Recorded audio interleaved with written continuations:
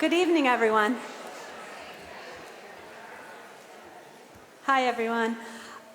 This is a regular public Board of Education meeting. The board has already met in executive session, and we saluted the flag in there. So at this point, we're going to have the roll call.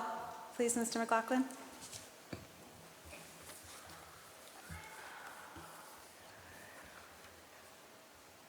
Mr. Salmon? Here. Ms. Schaefer? She'll be here in a couple minutes. Mrs. Gray? Here. Ms. Singh? Here. Mrs. White? Here. Ms. Light? Here. Mr. Khanna? Here. Ms. Hira? Here. Mr. Markarian? Here. Mr. Syatt? Here. Ms. Fox? Here. Mrs. McCune?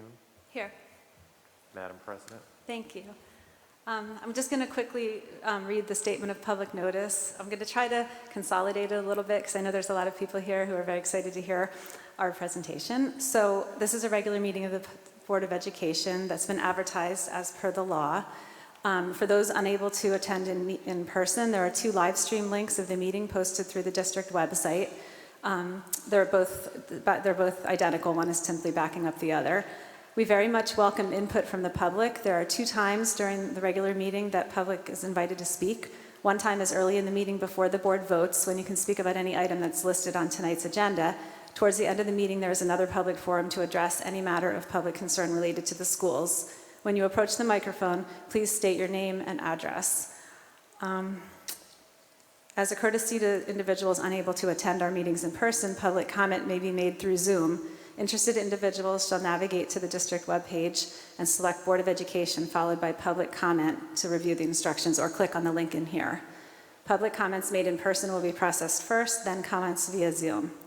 No public comments will be accepted before 7 p.m. or after the last item board forum of the agenda begins. Please understand that public comment portions of our agendas are not structured as question and answer sessions, but rather they are offered as an opportunity to share your thoughts with the board. The board and/or administration will respond to public comments to the extent possible. Any responses to public comments will generally be addressed during board forum or during committee reports. However, all comments are considered and will be investigated and addressed as appropriate. If it's necessary for the board to go into executive session at the end of the meeting, we will provide an estimated length of time and whether any action is anticipated to be taken upon returning to the public session. Okay. At this point, we're up to our student representatives. We have 2 here. We have Gordon Lee from Ridge and Grace Lee from William Annan. Thank you, and good evening, everyone. With Ridge entering our final week of classes, the student body is incredibly excited to celebrate all of our accomplishments that we have achieved this year.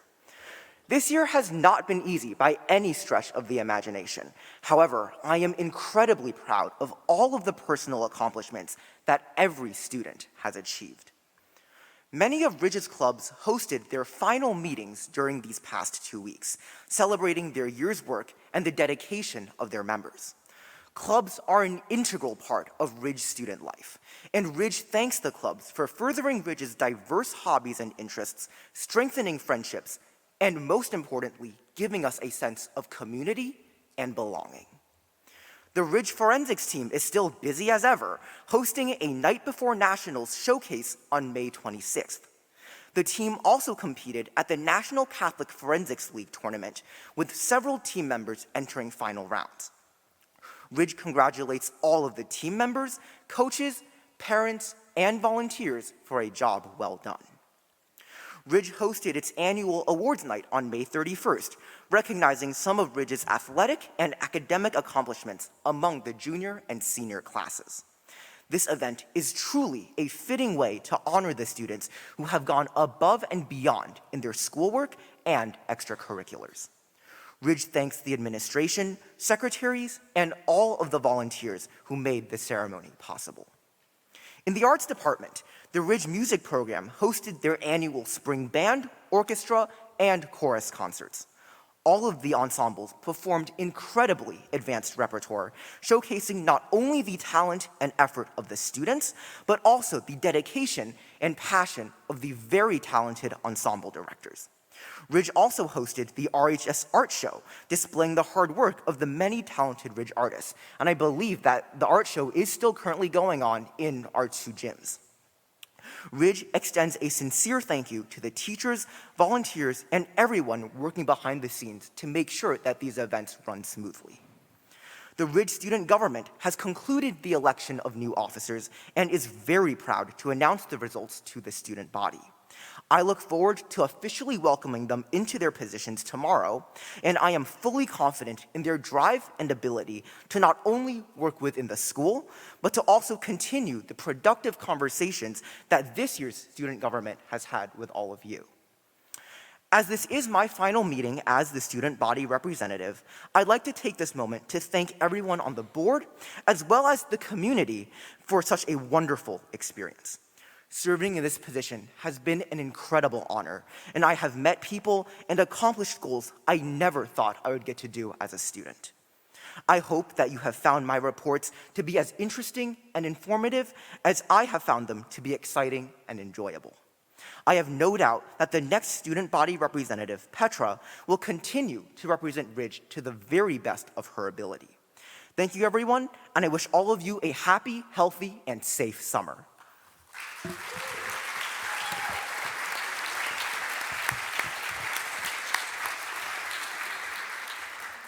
Thank you, Gordon, and good evening, everyone. My name is Grace Lee, and I am representing William Annan Middle School. Over the past couple of weeks, the school has enjoyed various events and activities as we quickly approach the end of the school year. Here are some of the many events that have recently occurred at the school.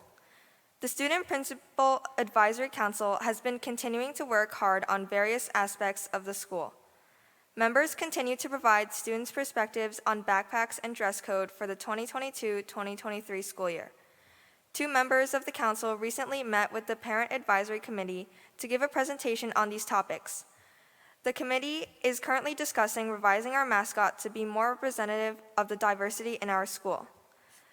Additionally, the spring sports season has ended, and our athletes once again showed the amazing athletic ability of our school. With the rapid turn of warm weather came exciting field trips for all 3 grades. During mid-May, the 6th grade went to Camp Bernie, and the 7th grade went to Medieval Times. During the start of June, the 8th grade went to Hershey Park. In addition, over 100 of the school's most talented musicians went to Six Flags to compete in the annual Music in the Parks competition. The school did extremely well and took home several awards for their hard work. An exciting program has just launched at Wamps. During every Wednesday, the bell schedule has been slightly altered to allow a 10th Learning Lab period to be run at the end of the day. During this time, students can work on school-related work as well as organization and other school-related skills. Many students have significantly benefited from this program because they now have extra time to do their homework and meet with teachers. The week before Field Day, the Student Council organized Spirit Week, a week in which students could dress up based on themes that they chose. These themes were chosen through a Student Council-run voting, where students voted from 8 predetermined themes by donating. All of the $136 went to the Katie's Crew Foundation and created an enthusiastic atmosphere leading up to Field Day. To truly celebrate the end of the school year, the entirety of Wamps participated in a school-wide Field Day on June 10th. Students worked in groups consisting of all 3 grade levels and participated in games, activities, and team-building fun. Students and teachers agree it was a great day. At this event, the school was awarded its Schools to Watch recognition banner and trophy. Wamps was redesignated through 2023. This national award is given to schools for their progressive excellent programs. A graduation for each team will be held this week, and as we move towards summer, we look forward to our time next year. Whether we will be at Wamps welcoming the incoming 6th graders, in another district meeting new people, or in the high school navigating our next chapter, we will remember and appreciate our time in Wamps. Thank you and good night.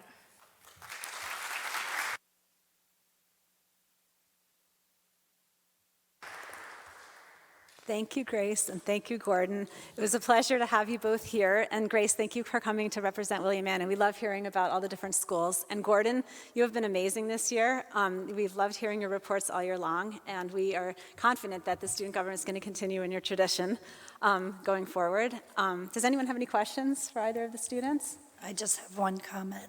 Gordon, good luck in your future and what you choose to pursue last year. It's been very, very enjoyable listening to your updates, and I appreciate your enthusiasm. Well, thank you so much for the kind words. This has been an incredible experience and an incredible honor, and I am so happy that all of you at least took something out of my reports and found them to be at least entertaining, if not entertaining and informative. Does anyone else have any questions or comments? Well, thank you so much for coming tonight, and as usual, you're welcome to stay or welcome to go if you're busy. I'm sure it's a really busy week for you, Gordon, getting ready for graduation and stuff, but thank you. Okay, at this point, I just wanted to make a couple comments before the board moves down to the audience for our presentations. I'd like to thank the members of the public and the many staff members who attended the BT Connect meeting last week on technology and education. It was another informative and collaborative evening where parents got to hear directly from teachers about how technology is used in the classroom and about the ways that technology has revolutionized teaching and learning. We also got to hear about some of the challenges that both teachers and parents have when trying to help our children navigate this new world of technology.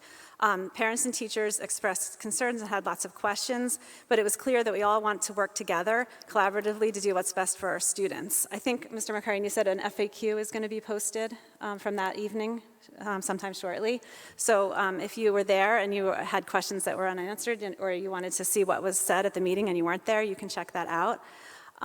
We look forward to having many more BT Connect meetings in the upcoming year where we can continue to have these kinds of dialogues about various topics. I think Ms. Fox has a little bit of information about what the next one is going to be. Sure, thank you. Hi, everyone. I was going to give you a little bit of an update on our plans for revising the health and physical education curriculum this summer. So as this busy week winds down for the schools, the curriculum department is ramping up with all of its curriculum departments that are set to start running after the school year ends. So for the health and physical education curriculum project, the teachers will be approved at the next board meeting, and we'll begin the project June 23rd. Two other things that we're working on to gain some community input and provide you an opportunity to look at the standards and look at the work that needs to be done before it's been done and then also after it's been done.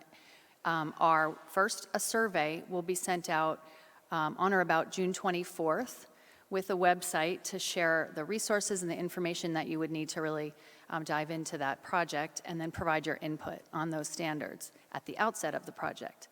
The teachers will work throughout the summer with the administration, myself, Mr. Shello, and some others on developing the revisions based on the new standards, the revised standards. And then on August 24th, we will have our next BT Connect meeting at 7 p.m. at the high school location, I think, to be determined, probably the cafeteria, but possibly in here. And so at that point, the team would share with you all any updates that are made to any grade levels or grade bands in the curriculum first, and then give you an opportunity to talk about it and provide us with some input. Thank you, Ms. Fox. So we look forward to getting all of your input as we go through that process. Before we move down, I'd just like to welcome all the teachers and staff members that are here tonight, and I see some of their children and family members here also. We're very excited to recognize and honor the Teachers of the Year and our retirees. We really look forward to this meeting every year, although it's very sad to see people retire and leave our district. This meeting is always very uplifting and positive because it reminds us about how lucky our children are to go to school in Berners Township. And we get to hear about all of the different people and their passions for education and how they've given their lives and their careers to supporting our children, both academically, emotionally, socially, and every other way. So we're very excited to come down and hear about all of you. We're going to move down.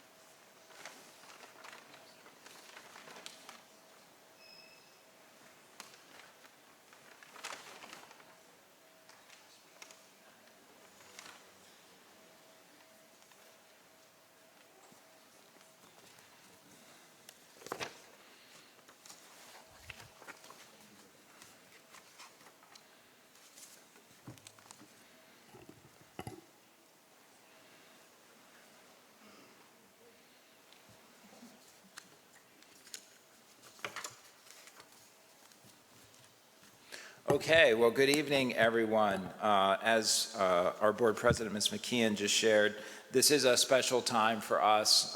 It's really terrific to be able to take a little bit of time out and do some staff recognition. So this is really exciting, and it's super to see all of the folks that are out here in support of their colleagues and or family members. So thank you so much for joining us tonight. I'm really glad that the lacrosse tournament game cleared out in time to provide you all a place to park, because if you had come here at 6 o'clock, I probably wouldn't have wanted to be around to take responsibility for that one. But fortunately, that worked out just fine, and there was plenty of parking. So I think from what I saw earlier this evening at the BTEA retirement event, some of you have already begun celebrating and having some great fun. I'm sorry that I couldn't stay and listen to the rest of the speeches that were going on there. It was really quite impressive to hear Tim Howard's rendition of Bruce Springsteen's Glory Days. So that is not something I will soon forget. Tim, are you here? Okay, good. So anyway, that was a lot of fun. We're going to keep the fun going on. We're going to start off tonight with our 2021-2022 retirees. And really, this is awesome because I don't know why I always think about my dad when we do these retirement events, because I look back on his career, and it just inspires me to want to have a great career to look back on. And I think you guys should all feel the same way. You should feel really proud of the work that you've accomplished. I'm sure your family members are very proud of you, and we're certainly really proud of you as well. And we thank you so much for all the years of service that you've given Burns Township School District. So enjoy the moment, and we're going to get started right off the bat here with Cedar Hill, and I believe Mr. Simpola, Ms. Vitale, Ms. Euler are here to help talk about our Cedar Hill retiree.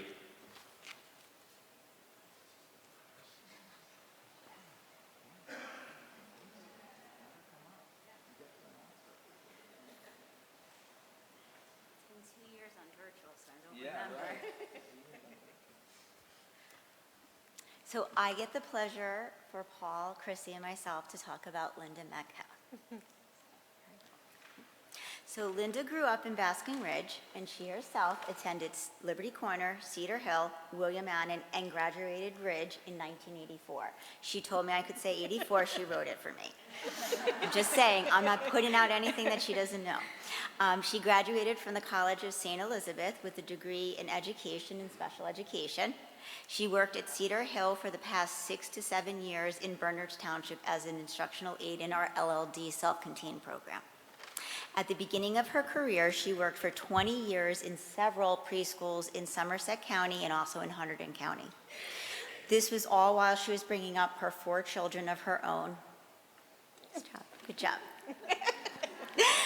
All of Linda's children also attended and graduated from Bernards Township School District. After many years of teaching in preschool, Linda was ready for a new challenge and took on the role as a director of preschool in the Pluckerman Inn Preschool Church in Bedminster, right? Mm-hmm. Okay, and she did that for 10 years. She did have a desire to return to the district and work more closely with children, so she began substituting. She took on her full-time kindergarten leave replacement position at Oak Street. After this assignment, she was asked to become part of the special education department at Cedar Hill as an instructional aide in our LLD program. I still remember Miss Orr, Stephanie Orr, finding you and saying, you have to get her, find her. She's calm, she does meditation, she does yoga, we all could use that. So it wasn't just for the children, it was also for us. So thank you. In addition to her flexibility, kindness, and initiative, and always a positive outlook and a smile, she gave us and the students yoga and meditation lessons in the classroom. She also did this outside for parents through the PEC group. She is patient and firm, but students respect that. They have her mutual respect and trust for Linda, and it's very evident the moment you walk into the classroom. Some funny memories from Linda that she shared. Being petite in stature, not that I know anything about that. Several times walking down the hall in 5th grade, she was mistaken by a staff member as a student. This led to some shocking and humorous encounters. Linda is very, very approachable. Many times in LLD, Linda accompanied our students in science or social studies. Many times during the timeline of social studies, such as Henry Hudson going up the Hudson River, in 1609, she was asked, did she know him? Outside during recess, some girls were hesitant to jump into the spinning rope. Linda, in an effort to encourage them, went up to the rope with her heels on. She felt the need to help and make them feel comfortable about taking a risk. As Linda did that, she fell right on her behind. All the kids were shocked, and obviously the attempt at encouragement did not go so well. But Linda's pride was injured, but the girls and her took a teachable moment. They all learned that taking that risk and jumping rope was a good idea, just not when you're wearing heels. Okay. Linda, the students and the staff have benefited from your patience, positive attitude, and relaxed nature. I've loved our talks, both about your children and my children. You always check in on me, and I check in with you, and I really, really deeply appreciate that. It is all of our hope, Cedar Hill family, as well as your special education family, that during your retirement, you, your husband, and your 4 children can spend many days relaxing and enjoying each other's company. It's been a pleasure working with you, and the Berners Township students are better off knowing you and having you in the district. Thank you so much for all your work and patience and dedication. Thank you.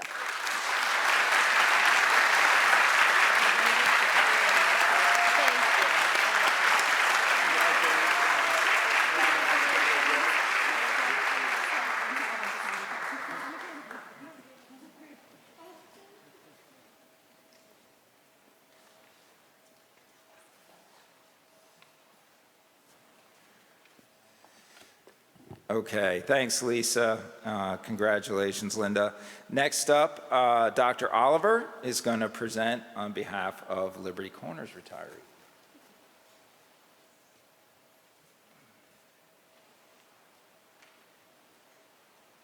I don't see, is Deb Savage here? There you are, come on down.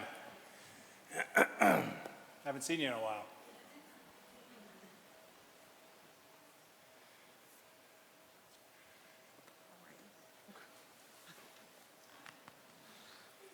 Tonight we're here to honor Mrs. Debbie Savage for her years working at LCS with students during the lunch and recess program as one of our lunch leaders. Mrs. Savage brought a little extra fun to our lunch program. Many days I'd walk down the hallway and I'd hear her telling stories to the children. And believe it or not, they were the quietest lunches we've ever had, thanks to Deb Savage.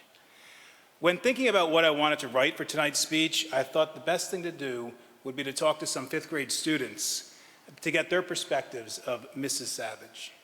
I asked our Kids for Character committee to share their memories and what they felt was what were the most important attributes of a lunch leader. So this was just last week, so here's what they said. Mrs. Savage was always really nice to us. She always kept us safe during recess, and most important, she was always helpful to us, kindergarten through 5th grade. Another said, a lunch leader needs to be someone who cares about children and likes to work with children, someone who is responsible, reliable, and most important, patient, because there's a lot of students to work with. They also shared that the job of a lunch leader must be done by someone who is a role model and always knows how to mediate a conflict that there might be on the playground. A lunch leader should know the school rules and be able to explain them to the kids. Well, when I think of Deb's career at Liberty Corner, what comes to my mind is her friendly smile, how she was always there for the right reasons, which of course is our students, and her dependability. Deb was always there, always on time, ready to work. Deb's focus was not specific on merely managing students. She was there for the children. She was there for our school community. Deb, our LCS community thanks you for fulfilling all these responsibilities and most importantly, your dedication to our students and our environment. Thanks so much. Congratulations. I have a clean copy so I can mail you. This way, Deb.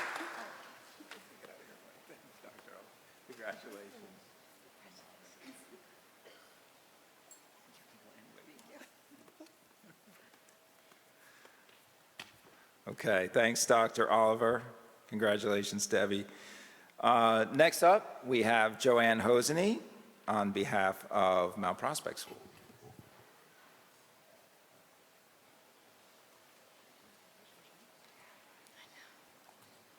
I'd like to ask Barbara Quinton to come on down. That's it. How come you didn't do your catwalk? That was good. Usually you sashay. I have the distinct pleasure of congratulating Mrs. Barbara Quinton on her retirement. Mrs. Quinton began her career in kindergarten at Oak Street School in 1996. When I first met her, I was just a deer in the headlights as a first-year second grade teacher. I was walking around with Mrs. Slutsky, and Barbara greeted me warmly over in room number 1. Remember that room? Good times, right? And I would always remember her walking down the hall with her little chickadees, reminding them to walk quietly around the third square. And I would always tell my second graders to look at that class as role models when they passed us. And then when Mount Prospect School opened up in 1999, we both had the opportunity to move to the school to start a new chapter. Her role as the kindergarten teacher changed through the years, like when the program went half day, and all the kindergarten teachers were responsible for the health lessons. Remember that? Good times. She strived to do her best no matter what new structure, program, or event came our way. Mrs. Quinton is the quintessential kindergarten teacher.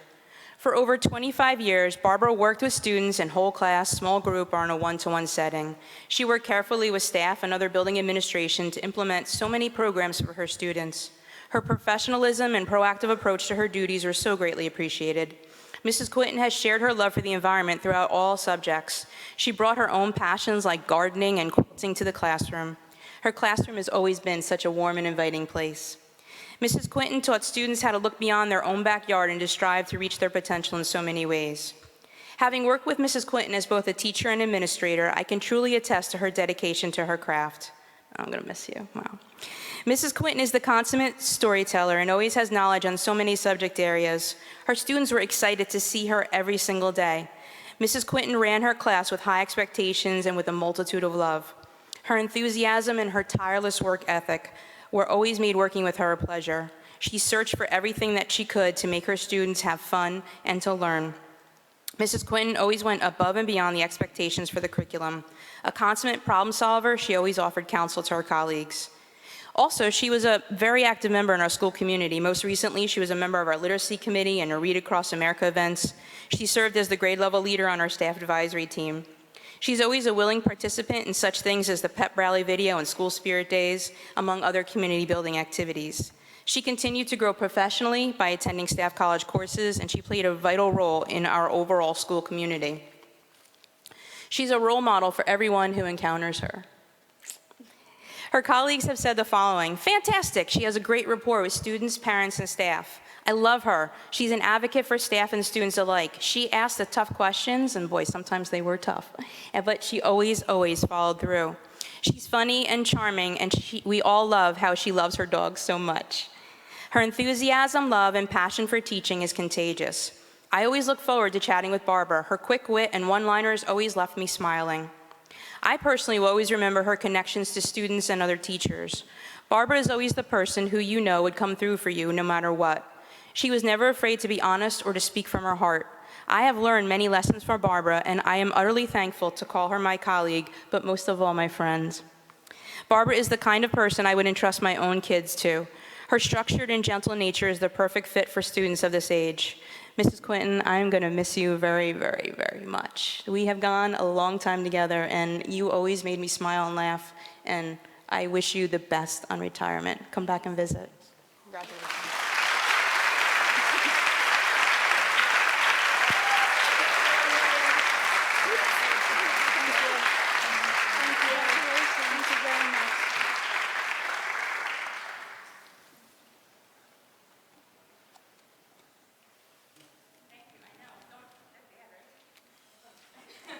This is perfect. You're helping me out a lot. Okay, thank you, Ms. Hosany. Next up, we have Karen Hudak, who's here for William Allen Middle School.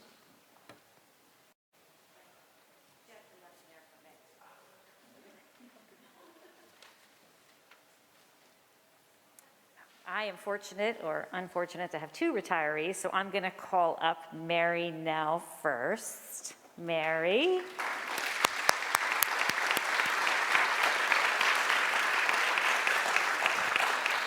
I will try not to cry, and this, as I said to Mary, is the PG version of my speech.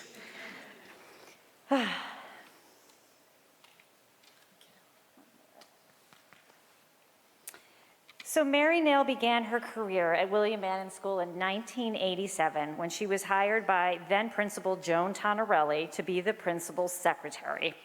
So after 35 years here at William Manning and working for 55 years in total, Mary is surely ready to begin her retirement.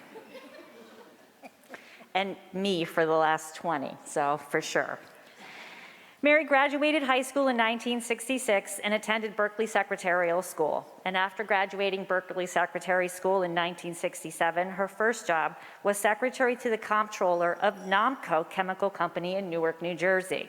After 2 years at Nomco Chemical, Mary was hired by Bristol-Myers Pharmaceutical in Hillside, New Jersey, and was then the secretary to the Director of Information Services and Technology.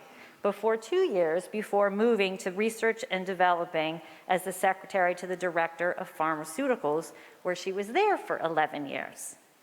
After her adorable son, Michael, was born in 1982, Mary began working part-time at St. Clair's Hospital in Denville, New Jersey, working a few evenings there in the admitting department and again in the information technology department. Then, in August of 1987, Mary began her career at Annan. Mary has always enjoyed the respect and camaraderie that her colleagues throughout her years have shown her. She especially enjoys helping the administration, really. No, what I would have done without her, and all the staff here at Annan in whatever they need in whatever capacity. Mary is very active in the BTEAA, first as a treasurer and then as the vice president. She is also active in negotiations for the district secretaries for 5 rounds, and then on the negotiations team. During her tenure on the team, she made significant improvement in secretary salaries. Yes, yes, yes. Mary feels blessed, but truly we are, to have been a part of the Bernards Township School District. It's been her privilege and honor to be at the Annan for over 35 years. So after 35 years here at Annan and working for 55 years in total, Mary is ready to pass on that baton, as she says, into her retirement, as she likes to refer to it, her time to be footloose and free as a bird to do whatever she wants. Well, being the 5th principal that Mary has raised, or worked with, sorry, in her tenure here at Annan, Nick being one of them as well, it has been our absolute honor. She has a large heart that has always been filled with love and forgiveness, a closeness to God in her faith, and an admirable and tireless strength for whatever has come her way, good or bad. Mary, as you begin your footloose retirement years, I hope you enjoy spending time with your adorable daughter-in-law and son at their beautiful lake home. You find time laughing and loving and building memories with your extended family, and you celebrate all that you have accomplished, those rewards that the gift of time will now give you in your retirement years. And if ever, as you know, you find yourself bored and you would like to occupy your time with something, my door is always and forever open for your peach cobbler. I love you and will so miss you.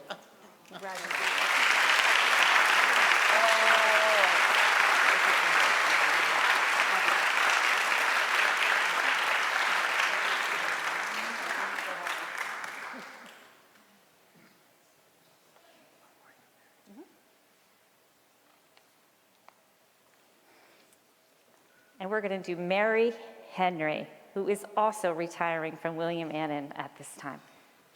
Come on down, Mary.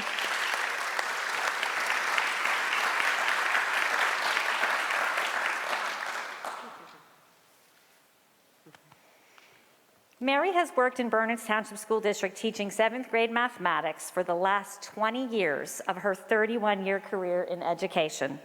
For those of us who have had the pleasure of working with Mary, we know that she has a strong command of her content area and is passionate about its delivery to her students. Her classroom is a space where students are able to be comfortable taking risks, have challenging dialogues with one another, and are encouraged to do so freely. Mary is a strong advocate for her students and provides her colleagues with her very open and honest insight into her students' academic and emotional needs.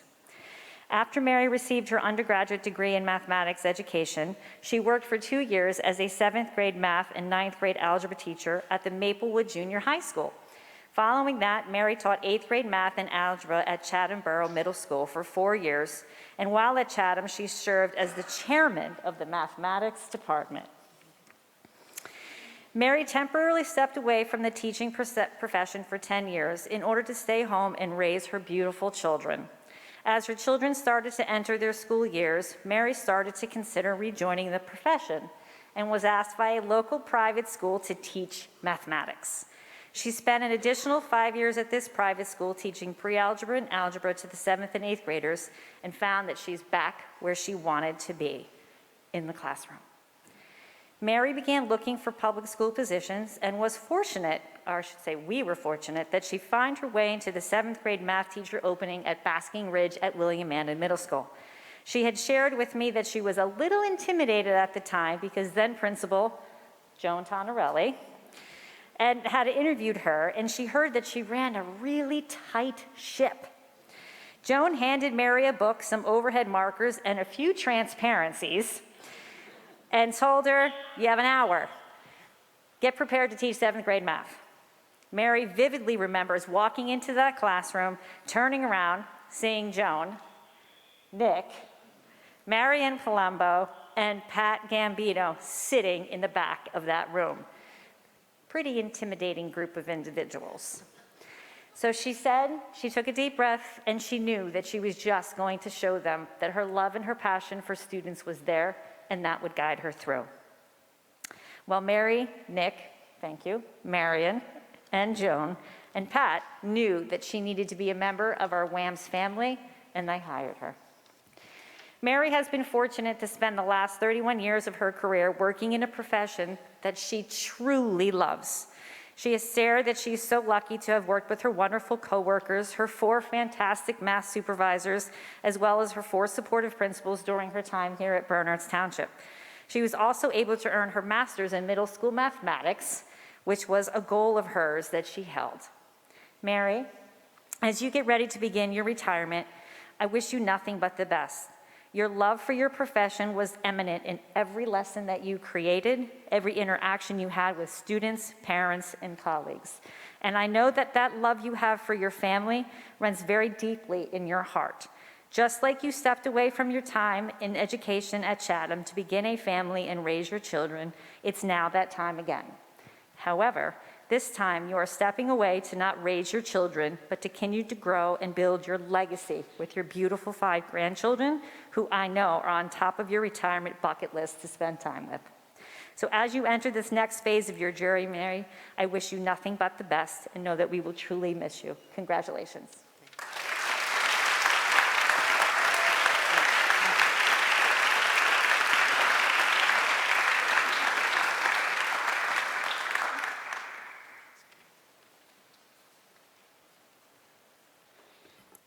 Thank you, Mrs. Hudak, and congratulations to Mary and Mary. And next up, we have Dr. Lasvik, who's going to be speaking for Ridge High School.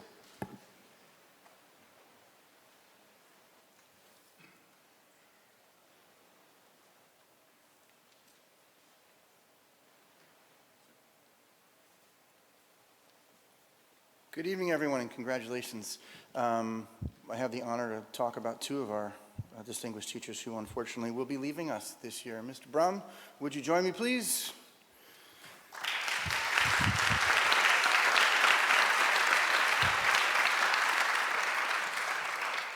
Everyone, this is John Brum.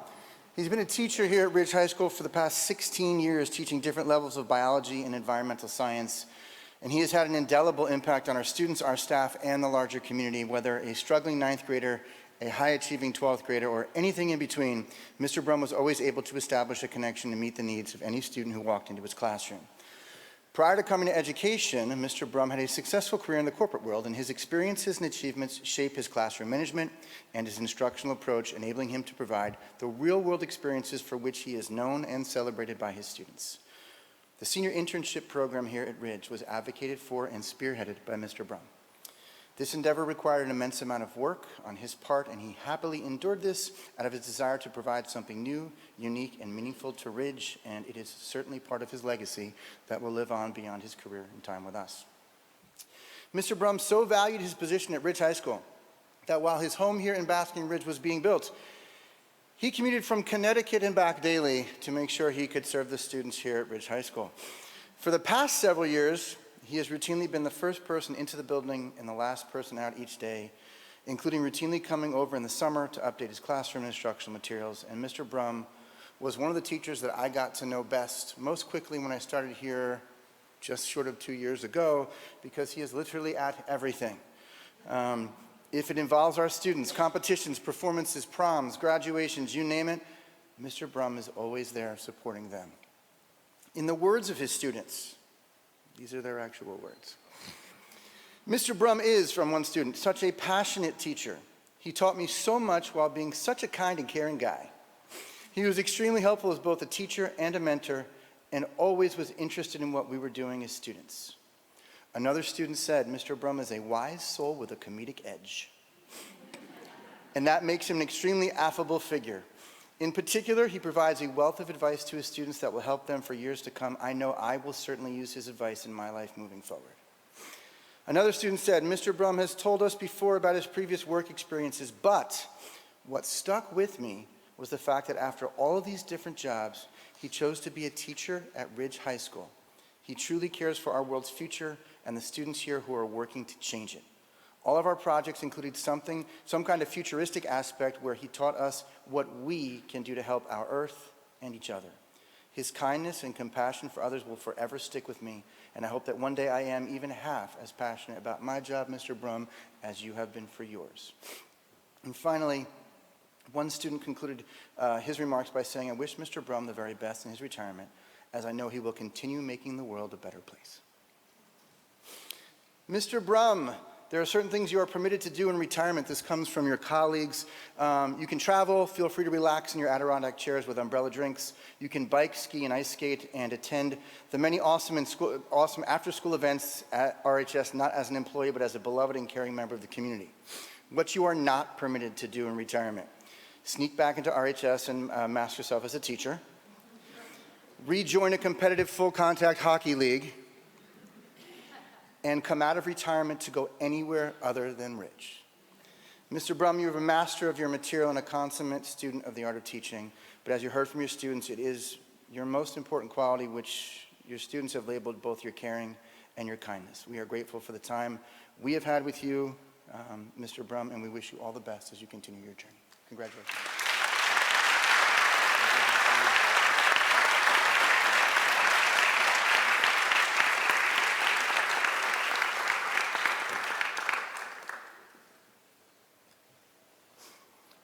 Will Ms. Karen Maresca join me up here, please?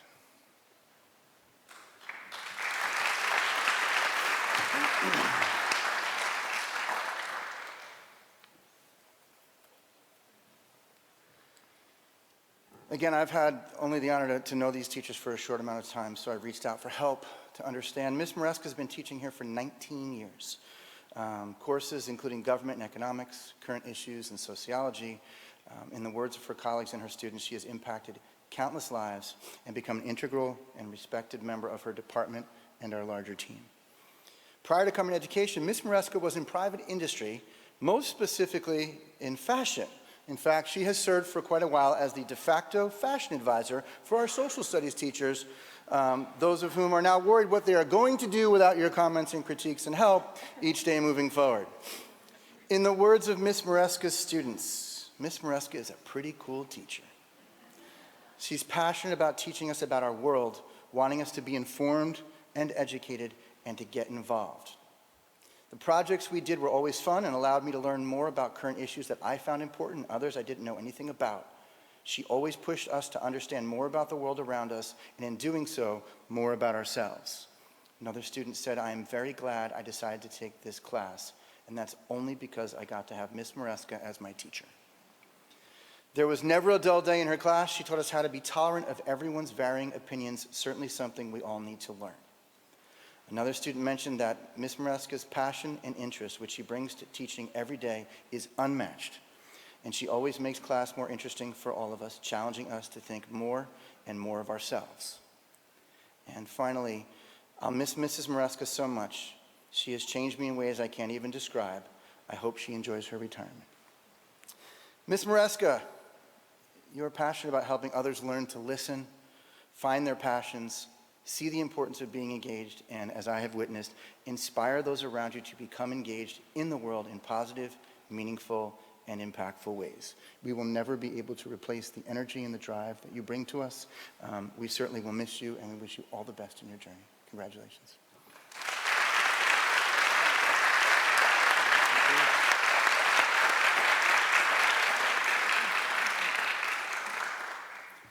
Now I'm going to introduce Mr. Rich Shell, our athletic director, to take the microphone for one of our teachers.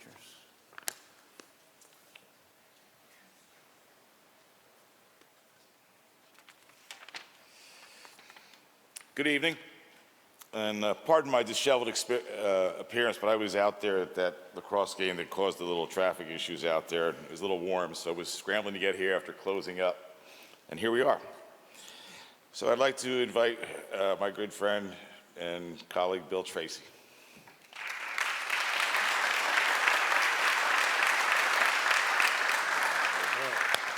Thanks.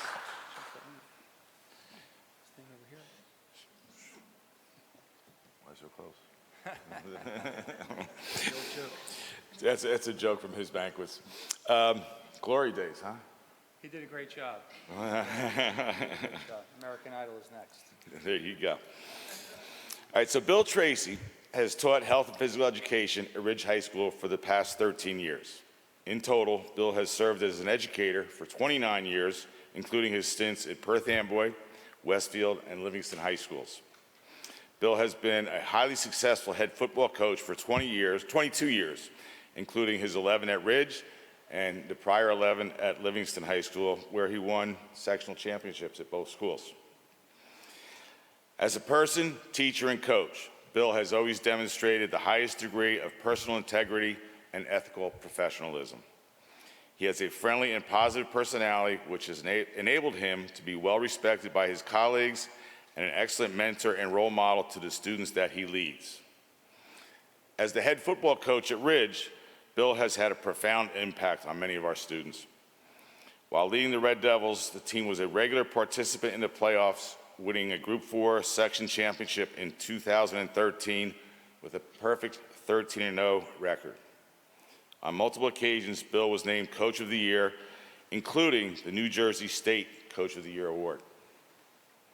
As a teacher and coach, Bill has firmly believed that he was a servant of the students and student athletes that he worked with. It was always their team, never his team. It was his good fortune in his eyes to have the opportunity to lead and prepare them to be their best. Bill was never one to cut corners and believed that hard work, detailed preparation, doing it the right way were the keys to success. He believed in treating every player on the team with the utmost respect and in coaching every player, every single player, to ensure that each one felt they were a valued member of the team. This philosophy was a non-negotiable one that he instilled and demanded in his coaching staff. It is often said that if one is able to make a difference in the lives of others, then that is a life worth living. Bill Tracy has truly made a difference in many young people.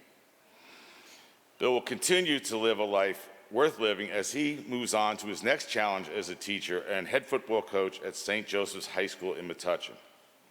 Coach, as a colleague and a friend, it has been a blessing to have worked with you. We will miss you and your wife, Sue, and we want to wish you all of the best for continued success. All set? You bet. Very kind. Awesome. Love you. Love you too, man. Miss you. You know where I'm reading now. Stay hungry. Yeah.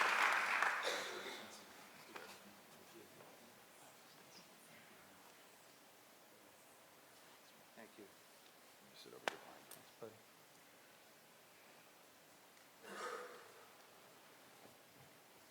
Okay, so congratulations to all of our retirees. We're going to shift gears here a little bit and switch to folks that are largely in the middle of their careers, our teachers of the year for this year. So we'll start back up at the top and go with Cedar Hill, Mr. Sampola.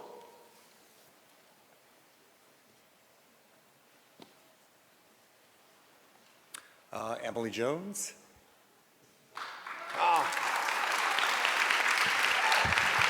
There's Emily living the dream.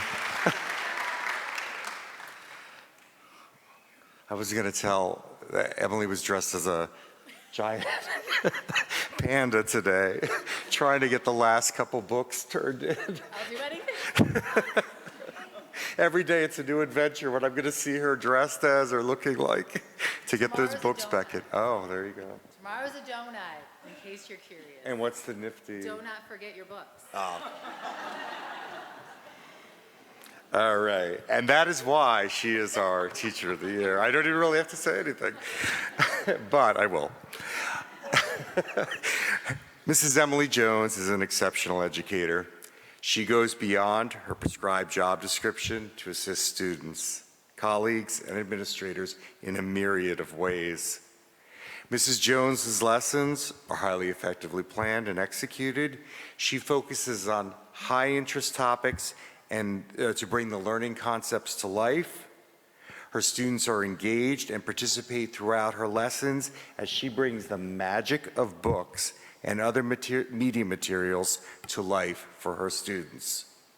We constantly observe Mrs. Jones's tapping into students' prior knowledge, modeling the learning objectives, and then releasing the learning responsibility to her students to explore on their own throughout the Media Center. Mrs. Jones has the respect of both students and staff at Cedar Hill, as well as the parents in the school community. She plays an integral role in many building initiatives. In response to COVID-19, Mrs. Jones had worked tirelessly to deliver her program over Seesaw, Google, and Zoom. Mrs. Jones adapted her craft to meet the needs of both in-person and virtual students during the pandemic.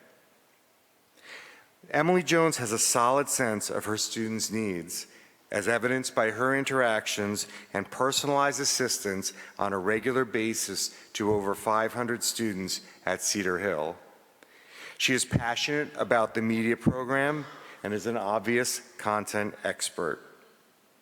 She is continually evaluating the Media Center's collection and seeking ways to update and maintain that collection, and constantly asking for money to do that.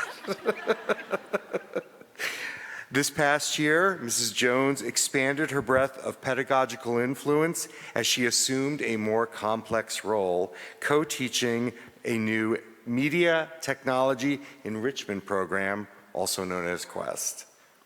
Emily has demonstrated that she brings so many strengths to this new partnership that it will enrich the education of Cedar Hill students for years to come. Cedar Hill is fortunate to have a kind, hardworking, and devoted teacher as its Teacher of the Year for 2022. Congratulations.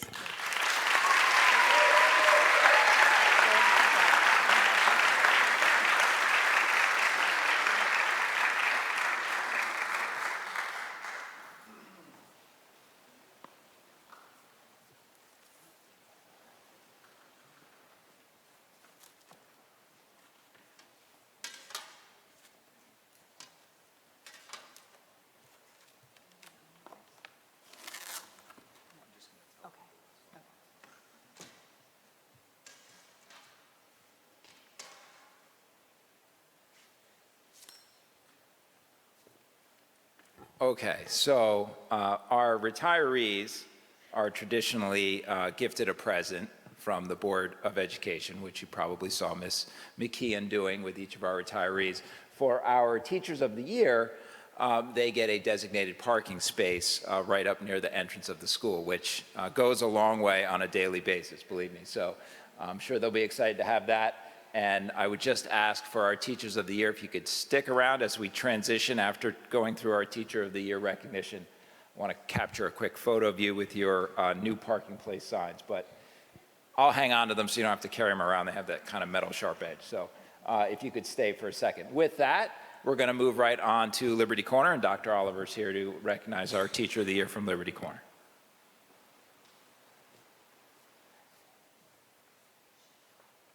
All right, Nicole, it's time. Come on down.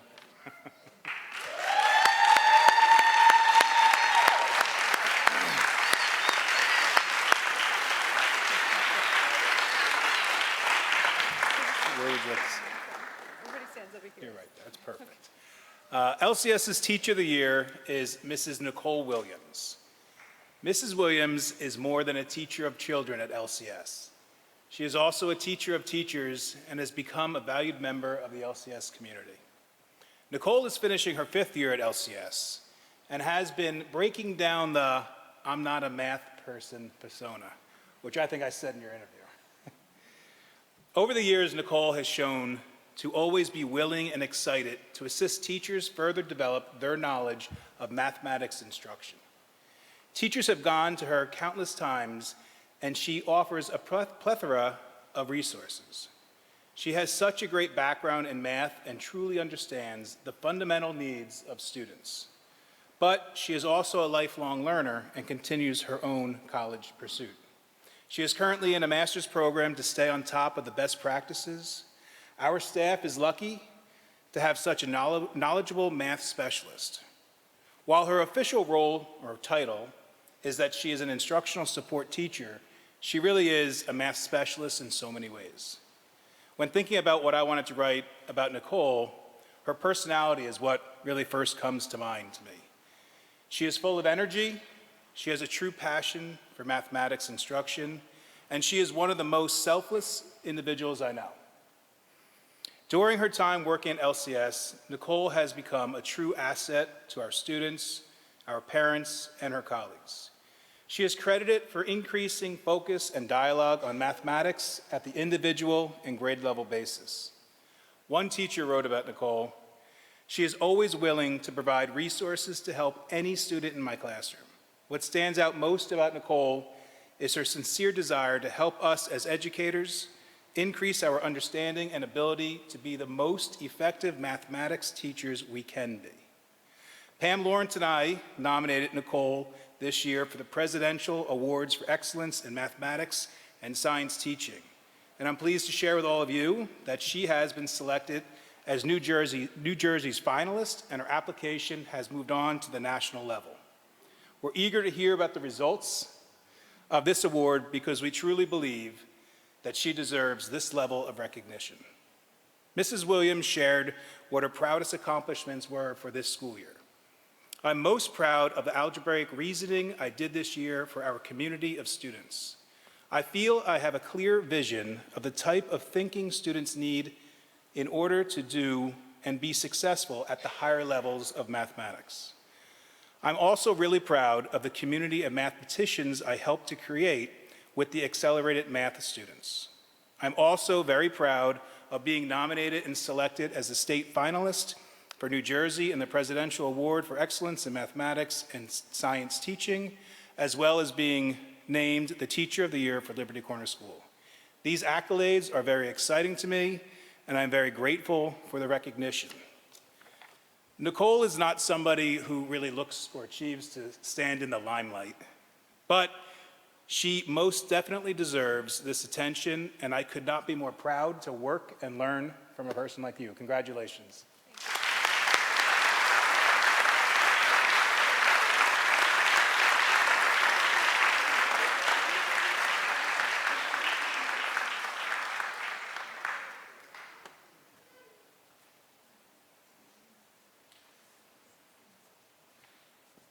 Okay, thank you, Dr. Oliver, and congratulations to Nicole. We'll move on to Mount Prospect School and welcome Joanne Hosney back up to the podium.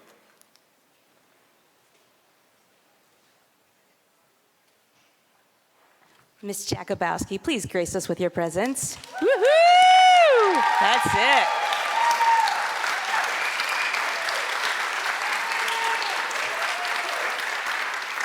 Her outfit does not fail to disappoint. Love it. I have the distinct pleasure of congratulating Ms. Sherry Jakubowski on being the recipient of the 2022 Mount Prospect Teacher of the Year Award. She is currently a second grade teacher. Sherry attended Kean University and earned a degree in elementary education and history. Mr. Sampola loved that, remember that? Yeah.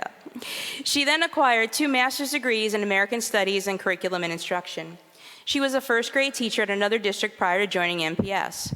Boy, were we so lucky to have her interview with our school. In 2002, her legacy at Mount Prospect began. In Ms. Jakubowski's first interview, she was given a writing prompt asking, what are the most important characteristics of being an outstanding teacher? In her response, she spoke about the following: a person who truly wants to be in the classroom, a person with passion, has heart and dedication, patience, a gentle voice, the ability to make adjustments and meet the needs of individual students. My favorite response, and mind you, she had to handwrite this. It wasn't even typing at that point. No spell check. My favorite response was she wrote, working in a school is like playing on a team. We learn from each other's ideas and mistakes. All of these comments are exactly what Ms. Jakubowski brings to the table. From the very moment a person gets to know Ms. Jakubowski, one can see her amazing sense of style and her fantastic sense of humor. She walks down the hallway with personality and flair. Ms. Jakubowski brings her entire being into her classroom. From calling every senator, congressman, and future president to arrange a visit with her class, to hanging up the largest Abe Lincoln cutout to compare your height to, Ms. Jakubowski brings her A game every day. In fact, just today, she had a Secret Service agent who protected both the Bush and Clinton families come to her class to be a guest reader. Overall, Ms. Jakubowski treats her students so fairly. She helps them with whatever they need. She raises the bar for her students by calling them scholars. Her expectations are high, and every student is successful in reaching them. Being a student in Ms. Jakubowski's class is so special. She compliments the children for their successes or gently helps them to correct any mistakes. When you walk in her classroom, you could see how happy all of her students are. Ms. Jakubowski is the perfect primary school teacher. Whether it's in first grade, second grade, she always comes to the table with a smile and a spring to her high-heeled step. Ms. Jakubowski is caring and loving, and her love always shines with all the amazing things she does for and with the students. During her time at Mount Prospect, Ms. Jakubowski also has gone above and beyond to collaborate with her colleagues. She has made herself an integral part of our school community by involving herself in so many facets. One can see pieces of Ms. Jakubowski's instructional style in many different classrooms. Her leadership on the grade level and within the school are superb. She has been a grade level leader, worked as an aftercare leader, and served on so many committees. I personally love visiting her classroom and chatting with her to hear her ideas and opinions. Her students said the following things that they love about her. She loves the USA and government. Yes. She tells lots of funny stories. Learning is so fun in her class. I like her makeup. When she reads, she uses funny voices. She is kind and respectful. But above all, I think about 7 students said this, I love Miss Jakubowski, and it's so true. Well, that just says it all, and I wholeheartedly agree. It is clear that everyone loves Miss Jakubowski, and it's only fitting that she be the recipient of this year's Mount Prospect Teacher of the Year title. Congratulations, Sherry.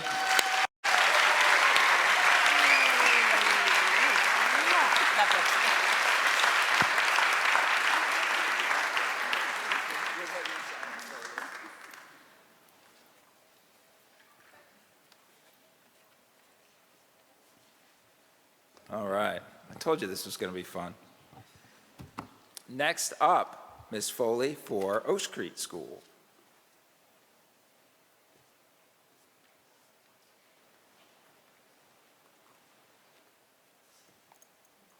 Nancy, Black Leader, come on down.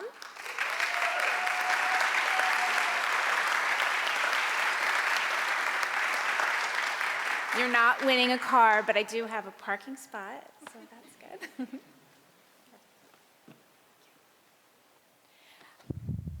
Okay, so we're going to take a little time machine back to 1991 when Mrs. Leckleader moved into Basking Ridge community.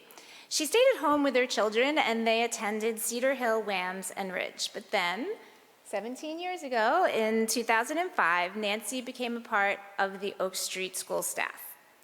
Nancy is a literacy instructional support teacher, and she's a leader and a mentor and a co-teacher and a colleague and a friend and a therapist and a lot of roles. She serves on many committees. She's a critical part of the staff and quite possibly the best baker we have. Her pecan bars are to die for. Nancy is an amazing educator who goes above and beyond for all her students, not just the instructional support students. She always takes the time to make personal connections with the students, showing genuine interest in how they're doing and what's going on in their lives, and sharing many details about her dog. Nancy plans engaging lessons that incorporate student interests, which help make stronger connections and have children invested in the lessons. When a student is struggling with a concept, Nancy pursues alternate methods for teaching a specific skill. It can easily be said that persistence and patience, lots of it, are key attributes to Nancy's instruction. She often instructs off of my office, and her joy and energy are really admirable. Nancy's dedication is also evident in her professionalism. She keeps up to date with current research and tweaks and modifies her teaching to reflect this. Nancy went back and attended college when her children did to get her latest certificate as a reading specialist, and this illustrates her dedication to lifelong learning.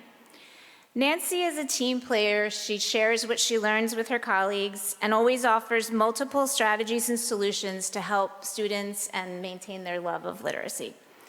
Nancy's good at communication, and she's always available to answer a question or lend an ear. Nancy truly encompasses all the qualities of a master teacher, and she truly deserves to be Teacher of the Year of Oak Street.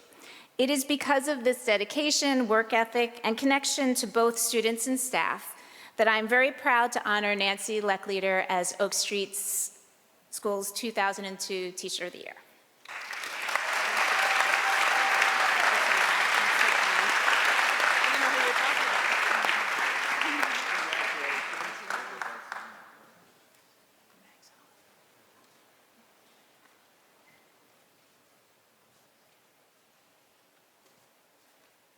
Okay. Next up, William Annan Middle School.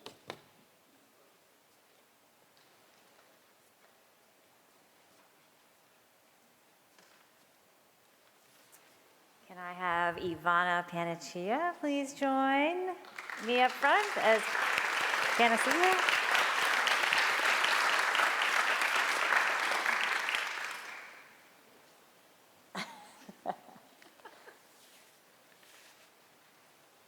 Doesn't surprise me you'd like the chocolate better than the sign.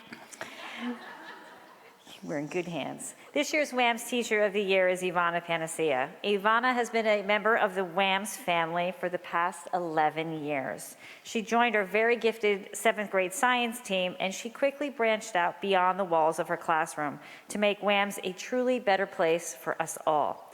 Her encouraging words, her kindness, her sweet little pick-me-ups that she delivers to her colleagues, including me, her strong command of technology, her passion for the content area, and meeting the needs of her students are just some of the reasons why Ivana was selected as the WAM Teacher of the Year. Ivana devotes an extraordinary amount of time to touching the lives of students and staff at Annan. She proudly supports school-wide and district-wide efforts to bring awareness to important causes. She supports the needs of her current and former students, whether it's an encouraging email, a letter of encouragement, or even books or gifts when they're homesick. She helps our staff by setting up the staff room in advance to ensure that their colleagues have everything they need before the school year begins. She organized the sock drive from the Kid Presidents Socktober, and she participates, when she's well, in the Wham Slam Teacher versus Student basketball game to support Brian's Dream Foundation multiple years in a row. In addition, Ivana also started the Eco School Club several years ago that emphasized the importance of recycling and sustainable living, earning Wham's our award, the Green Flag. She attends orchestra and band concerts to show her support, even though she's not chaperoning them.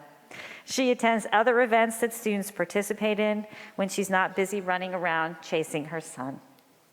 Ivana's contributions to our school community are vast.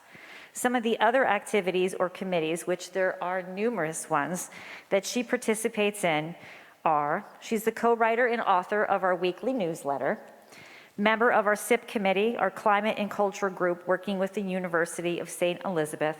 She's a member of our Schools to Watch group, a lead staff college course, including Aspen, formative assessment strategies, reviewing games, Kahoot, Quizlet, and the list goes on and on. She assists teachers with technology on a regular basis, and as a team leader for the first year this year, is a strong force between the administration and the staff in making sure that all of our students' needs and staff are being met. In the past, she has also been a member of the Earth Day Committee, the Field Day Committee, and the Holocaust Remembrance Committee, touching the lives of so many through her concerted efforts in all of these different groups and organizations. Ivana, you are a gifted educator, inside and outside of the classroom. You are a role model for our new hires, and you welcome the opportunity always to tune your own personal craft through your love of learning. You are amazing at incorporating technology into your lessons seamlessly and engaging your students in a variety of instructional tools. For your colleagues, you are a go-to person when staff need you, for your assistance, for your conversations, and just for your love and support. The colleague who nominated her for this wonderful award has stated, "Since the first year I worked with Ivana, which has been 10 years now, I knew she was the best teacher I've ever had the pleasure to work with. She is knowledgeable in the field of science that she teaches, and she not only cares about teaching her students life science, but she truly cares deeply about each one of their well-being." Ivana, we are fortunate to have you a member of the Wamps family, and it is my absolute honor and pleasure to be able to present to you Wamps Teacher of the Year. Congratulations.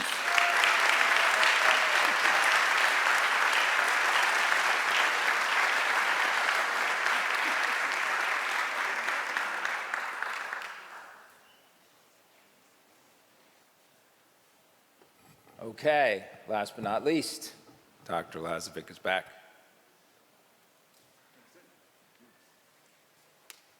"16 years at Ridge High School and just getting started." Miss Emily Lipnick, would you join me up here, please?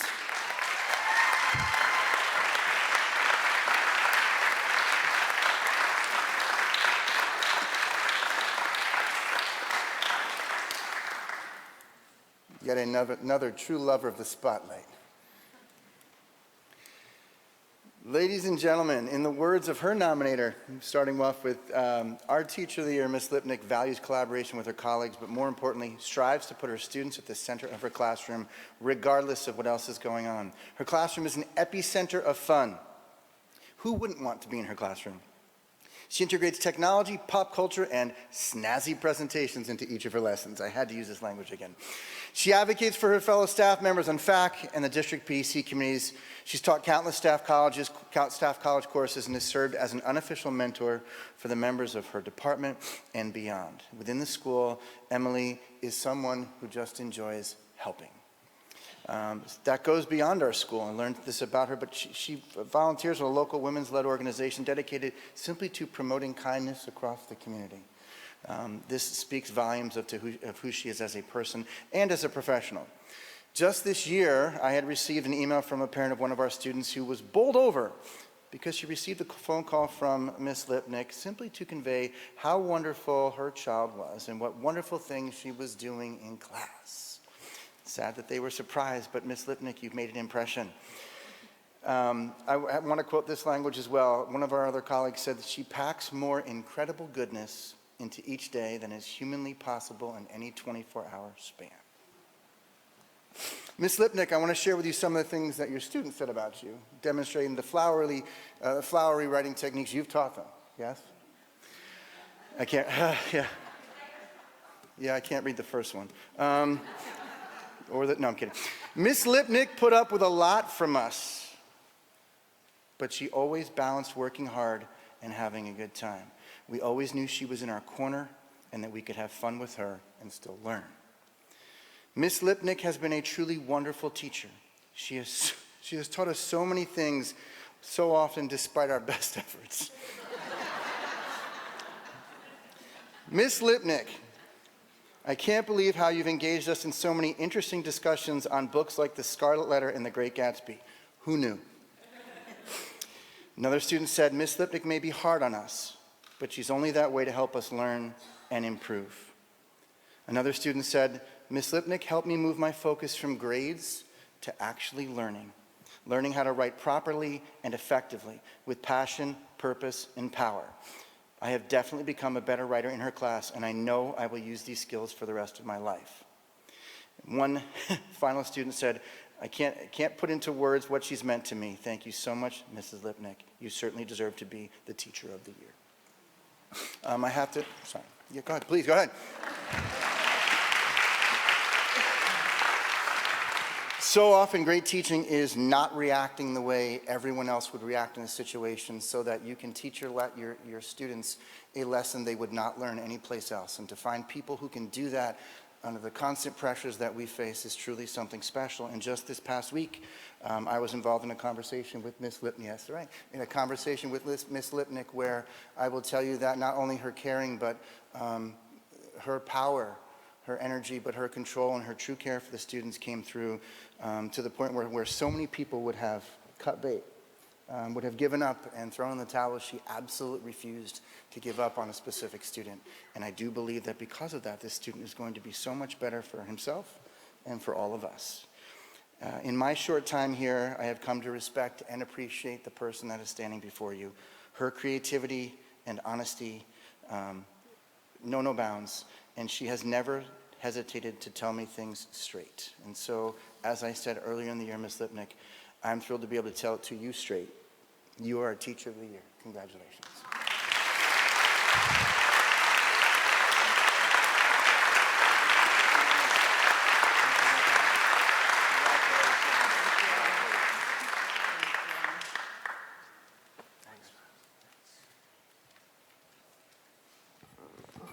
Okay.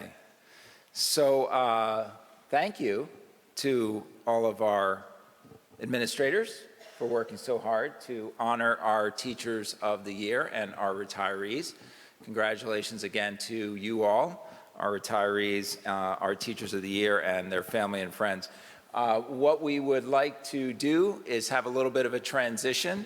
I anticipate that some of you might have other plans for the rest of the evening, which is wonderful. I hope you enjoy them. But I would ask, as we transition our meeting back to business and we have a quick little break, if I could just ask the Teachers of the Year to come up for a quick photo op with their signs.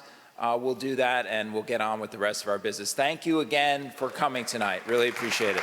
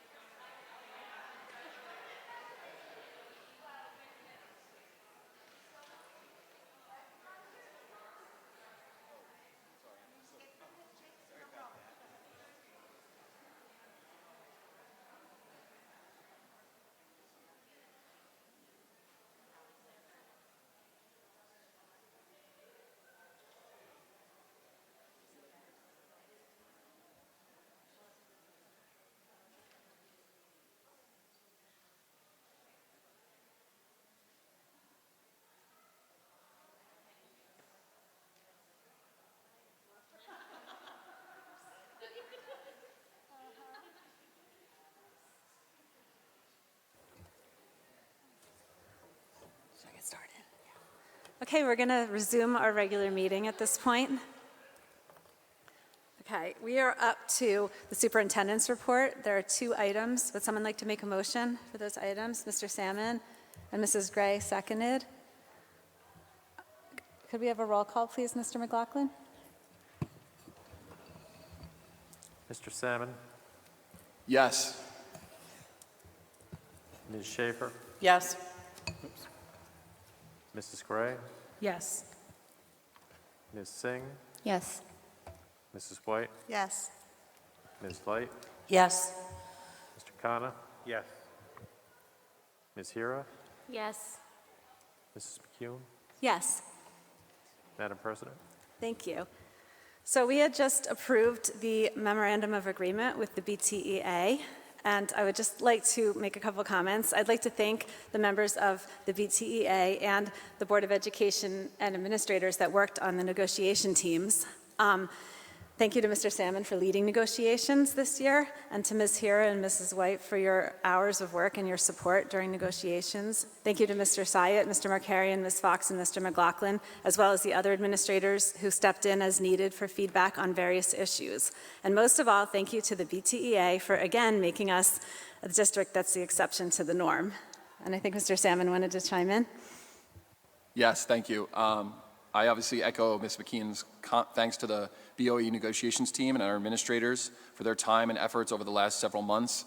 I would also like to thank the BTEA negotiations team for, as always, being candid and professional throughout the process.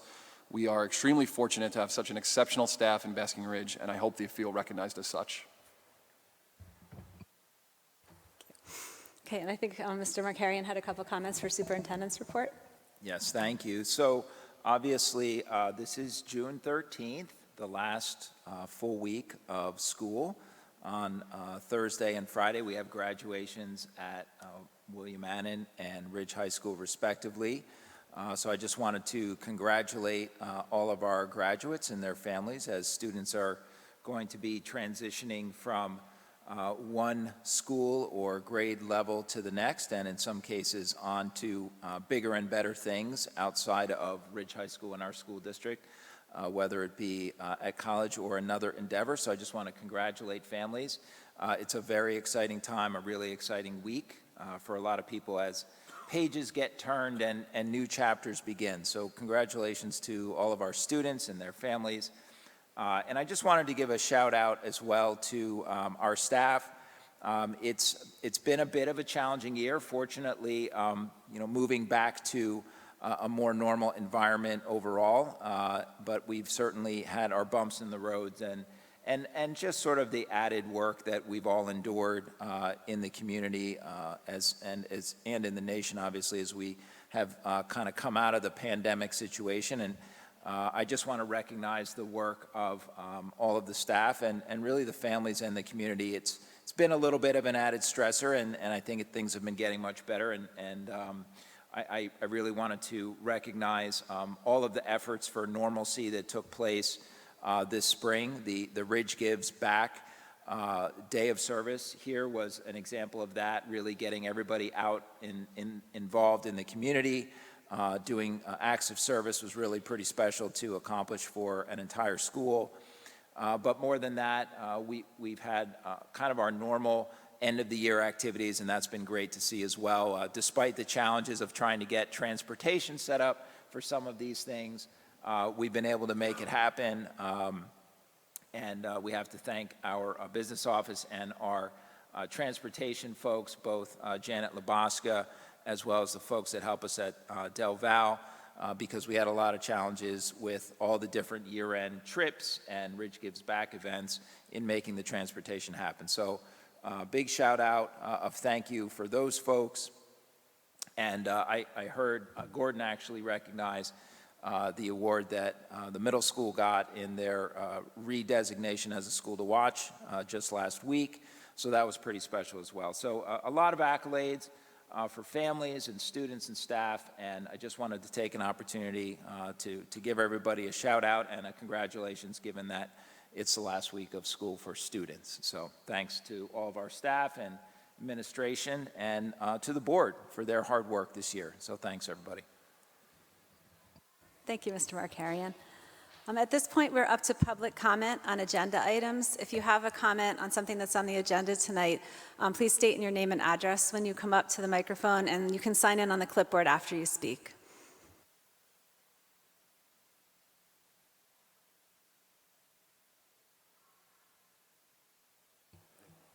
Is there anybody waiting on Zoom, Ms. Fox? No?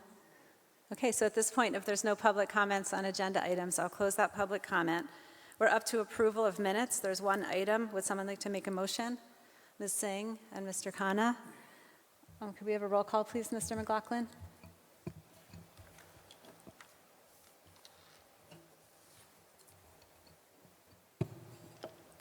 Mr. Salmon? Yes. Ms. Schaefer? Yes. Mrs. Gray? Yes. Ms. Singh? Yes. Mrs. White? Yes. Ms. Light? Yes. Mr. Khanna? Yes. Ms. Hira? Yes. Mrs. McCune? Yes. Madam President? Thank you. We're up to the Finance Committee. There are 5 items. Would someone like to make a motion for those items? Ms. Schaefer and Mrs. White. Is there a Finance Committee report today? No, sorry. No, there is no report. I'll just quickly go through the items. Item 1 is our routine disbursements. Item 2 is professional development, as detailed there. Item 3 is on the addendum, and that is, all right, Mr. McLaughlin, I lost my notes already. Thank you. I'd be happy to speak to that. Item 3 is the award of 32 bus routes to Kensington Bus. Kensington had declined to renew under the existing contract. However, we put that back out to bid. Those bids were opened on the 7th of June, and they were the lowest responsible bidder, so we are awarding them the bids so that we have those routes covered for the school year beginning in September. Would you like me to speak to 4 and 5? Okay. Item number 4 is a capital reserve withdrawal. The Board of Education, and we talked about this several times in the last several months, including the actual board award to Provco Roofing Company, Inc. for the Oak Street roof repair. That work begins actually the beginning of next week, and so we need to withdraw funds from our capital reserve as we originally intended in order to set up a purchase order, because we assume that we'll begin getting requests for payment as early as the end of June and the beginning of July. Additionally, we had the architectural costs associated with that project, some of which are now incurred, meaning the design work and the bid work. However, there is a phase wherein they monitor the implementation of the project, so we'll be getting billings now for that throughout the summer. So at this point, we're doing a capital reserve withdrawal. That's number 4. And item number 5 pertains to transfers of appropriation related to our Individuals with Disabilities Act. The preschool component is the piece that you see at the bottom. Originally, this was budgeted for tuition. However, since the district had no preschool students placed out of district for tuition this year, the Special Services Department has requested these funds be reallocated to supplies and purchase of services accounts, as we see here. And for the IDEA basic account, it was originally budgeted, as traditionally it is, for tuition. However, the Special Services Department did not spend that for that, and is requesting that that also be reappropriated or reallocated, as you see here, for supplies, purchase of services, and some stipend costs.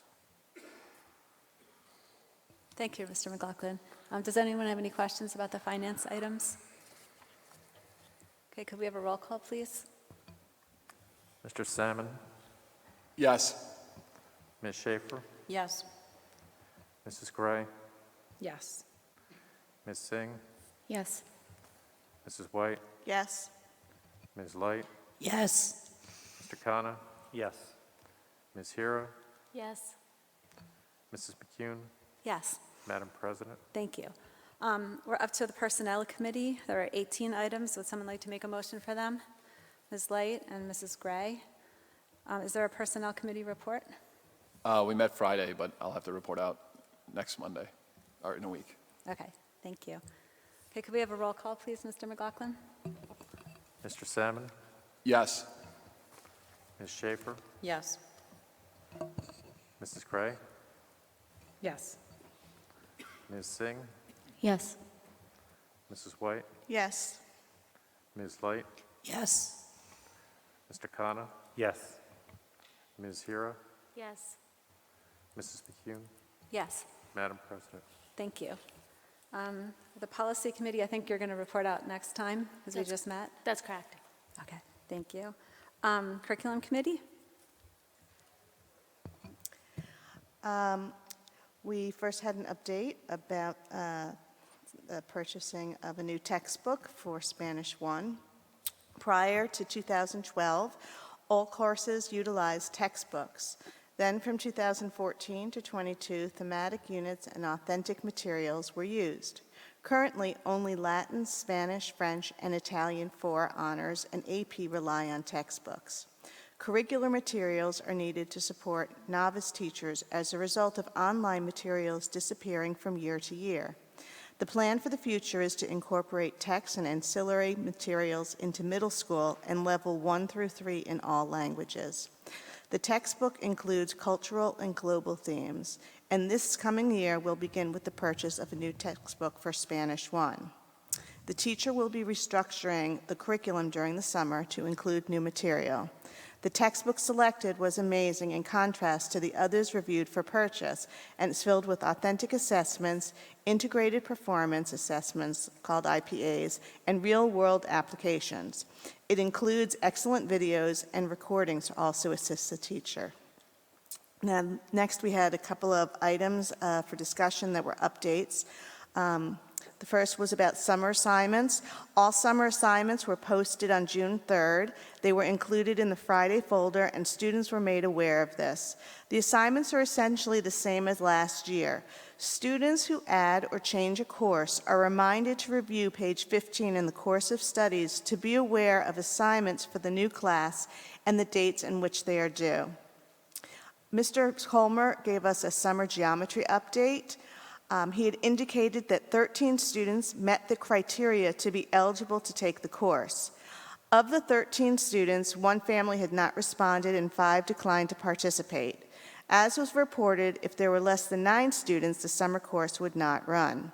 However, Mr. Colmer is dedicated to seeing the students be provided this opportunity. With the 7 students who were interested in participating, Mr. Colmer presented the option to parents to equally share the minimally funded $9,000 cost of running the program. 3 families indicated they were no longer interested, while 4 families stated they would still like their child to participate, making the total per student cost of the program $22.50. It should be noted that any student who's met the criteria still has the opportunity to take both Honors Geometry and Honors Algebra 2 during the 9th grade school year, thereby placing them on a 2-year-ahead mathematics pathway. Next, Mr. Fackelman provided us a K-12 music update. It included the challenges during COVID and the impact on enrollment in ensembles. At the start of the year, there was some catching up that had to occur. With limited live instruction and playing time last year, some students stopped playing an instrument. However, many students returned this year. More students selected string instruments last year to wind instruments as parents did not want their children playing them due to COVID, which caused an imbalance in instruments. The elementary level was not able to have children have in-person testing out of instruments last year, called the petting zoo. That's when they can come and actually touch and see and feel the different instruments. Therefore, the 2020-21 year saw a slight dip in enrollment, but as evidenced by recent concerts, the musicians are doing great. Staff reported students are at levels consistent with previous years and they are progressing along, and enrollment is on the rise for the 22-23 year. In fact, projections for the string ensembles are at or near their 2019-20 enrollments. Choral ensemble participation increased throughout the year, and it's expected to continue rising next year. At the secondary level, there's a bit of an imbalance of instruments, and a goal is to balance out the ensembles. But ultimately, we want students playing instruments that they like. Some students have swapped instruments at Wamps. No drastic changes in enrollment were seen. High school students rebounded at a faster rate than middle school students, but that is related to students having multiple rehearsals a week at Ridge versus Wamps. Overall, students achieved great success in their performances at Wamps and Ridge and performed at and above their grade level. Mr. Fackelman also addressed questions about how and if the rotate and drop schedule had impacted the high school music program. He informed us that every student who requested a music class was placed into their class. Much has been learned from this year, and minor adjustments will be made for next year. For example, lunch ensembles will be optional except for prior to concerts, as students have reported enjoying the social aspect of unit lunch and being able to use the time to meet with other teachers or try out different opportunity time activities. Overall, it was a successful year, and next year's schedule is underway. Ms. Fox reviewed the plans for revising the health curriculum this summer. There will be teams of teachers working in grade bands, K through 2, 3-5, 6-8, and 9-12. Teachers for each team are being determined. Each team will have 8 days during the summer to revise the curriculum to reflect the new standards. The process will involve reviewing both the old and new standards. The standards are the standards, so the question remains, what and how are children being taught? We will survey the community and seek input from parents, students, staff, and community members. Over the summer, the teachers and administrators will update the curriculum to align to the new standards. On August 24th at 7 p.m., we'll hold a BT Connect meeting where we'll review the course curriculum and materials with a focus on anything new. Prior to that meeting, we will publish the proposed curriculum on our district website in Rubicon and in a user-friendly format that will highlight the changes. As the teachers work throughout the summer, we'll be provided with updates and have the opportunity to review and share with the community the new curriculum in the fall before any lessons are implemented. What will remain the same is the option to opt children out of lessons, and this process will be included in the information provided this fall. We then had an update on evidence-based instruction and intervention. Phonological awareness and Phonics core program in grade K through 1 was presented by Lisa Vitale with an update that included the past, the present, and the future practices in terms of phonological awareness and phonics and core instruction and intervention. In 2016, discussions began taking place as to how to best respond to students in need of intervention, the different types of diagnostic assessments being utilized, how to allot instructional time in gen ed classrooms, and the need for direct and explicit instruction for growth to take place in students' phonological awareness and skills. 2017 followed with teacher training in DIBELS and in the 95% phonological awareness continuum in order to implement win time. A systematic approach to phonics instruction was reviewed in order to better align skills and assessments, and teachers received training in order for them to use consistent, predictable procedures, processes, and terms. This is now happening across all grade K through 1 district-wide. Teachers are loving using these practices and seeing growth as a result in reading, spelling, and writing. These approaches to teaching phonological awareness and phonics are efficient and effective and align with 20 years of the science of reading research. All K-1 students have been assessed on targeted skills in the fall and winter. Spring assessments are currently being completed this week. Therefore, spring testing results are not available yet. An increasing number of students were at or above benchmark as of winter testing, and it's anticipated that the data will show fewer and fewer students below benchmark this spring. These are benchmarks that are determined across the country and are tied to core curriculum standards. It's very exciting to see the students make significant progress with their phonological awareness and phonics skills. And our next meeting will be July 22nd. Thank you. Does anyone have any questions about the curriculum report? Okay, there's a wellness committee? Wellness meets this Thursday, so we'll report out Monday. Okay. Does anyone have any liaison committee reports? Mrs. White? I attended the end of the school year wrap-up general meeting for the parents for exceptional children that was held at Pleasant Valley Park last week. And they shared an overview of everything that they'd have accomplished this year. And I just wanted to highlight a couple of things because some people may not be aware of all of this. But they were able to restart all of their programs that had been put on hold during COVID, which they felt was really, really exciting. They have recruited 2 new mentor trainers, and they're providing enhanced training. They have 40 new members added.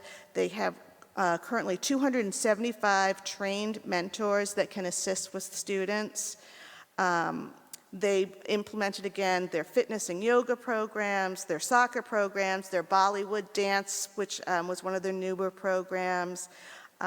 They had all their regular events like their picnic, and they also had a bowling evening this past winter.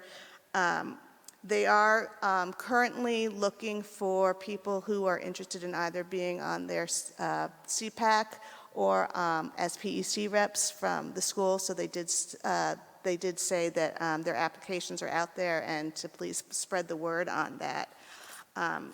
But it was really wonderful to see how excited they were about everything that they were able to do this year, and they are really looking to have more and more parents that are able to contribute time and volunteer to their organization.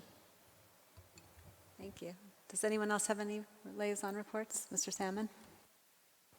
I attended the June 1st board meeting of the Somerset County Ed Services Commission, which is a county organization that is comprised of board members from each district in the county. The Ed Services Commission predominantly runs transportation services as a shared service, but they also have a special education school. They had started this past year a combined trades program for students to get experience in multiple trade opportunities like carpentry, electric, plumbing, and they built a freestanding bathroom in one of their workrooms, which we got to tour. The superintendent also provided an update on enrollment.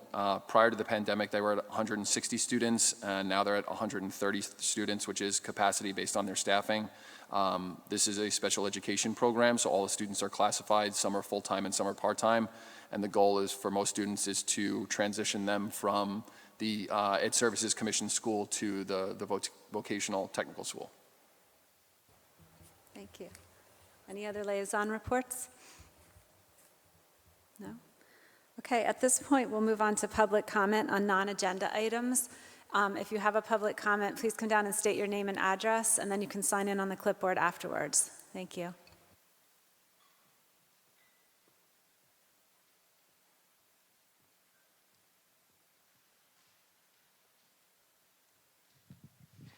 Good evening. Janice Corrado, 8 Lone Oak Road in Basking Ridge.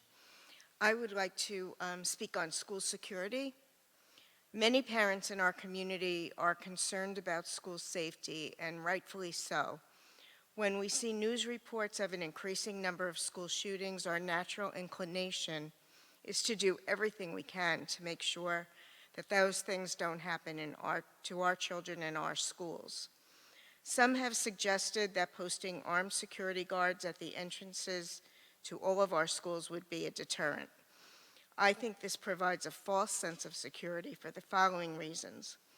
Number one, we have seen in both the Uvalde and Parkland school shooting incidents that armed officers do not engage with an assailant who is heavily armed.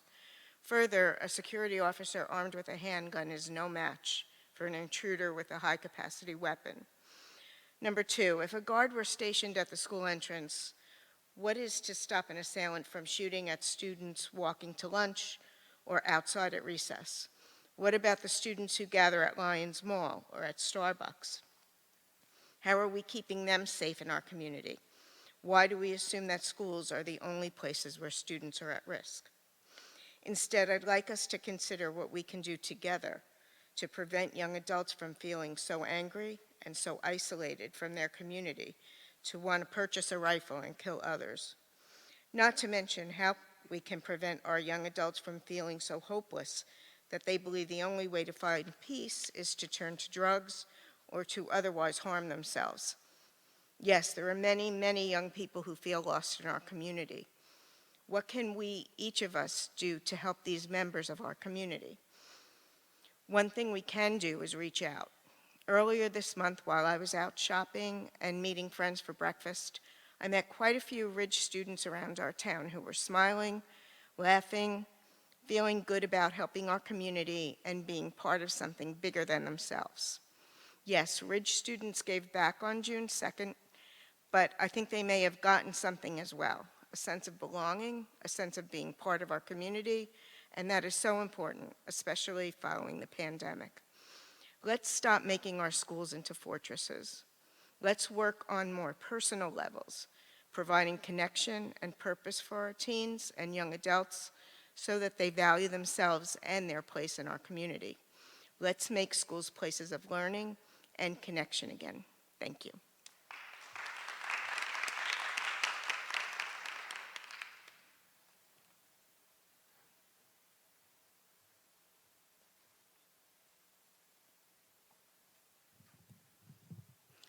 Good evening, Sheila Chipak, 264 Liberty Corner Road.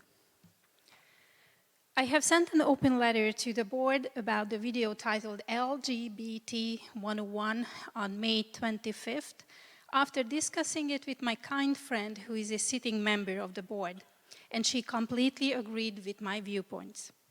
To my letter, I have received a response from Ms. Fox on June 7th. Firstly, thank you, Ms. Fox, for the courtesy of a response. You stated in your email that the materials and standards I referenced are board approved and meet the 2014 Health and Physical Education standards. Also provided a link to Atlas Rubicon where the video would be accessible to parents. Now I have even more concerns as a result, which I hope you can clarify. Prior approval of the board in 2014 does not change my original point that the video is unscientific and factually inaccurate, specifically related to characterizing a boy and a girl who identify as such as extreme. Like other parents pointed out previously, even having the direct link, I found that the access to the lesson plan was not easy and certainly not straightforward. Can lesson plans like this be placed on a current broader platform like Genesis? Therefore, when parents are receiving advance notice of different topics, the material could be reviewed more readily. One observation regarding the video, it was produced by M. Schindler and uploaded on August 1st of 2016 to the video sharing platform or portal where the lessons link points to. So I am curious, how could this be the part of the approved material back in 2014? Thank you for your answer in advance.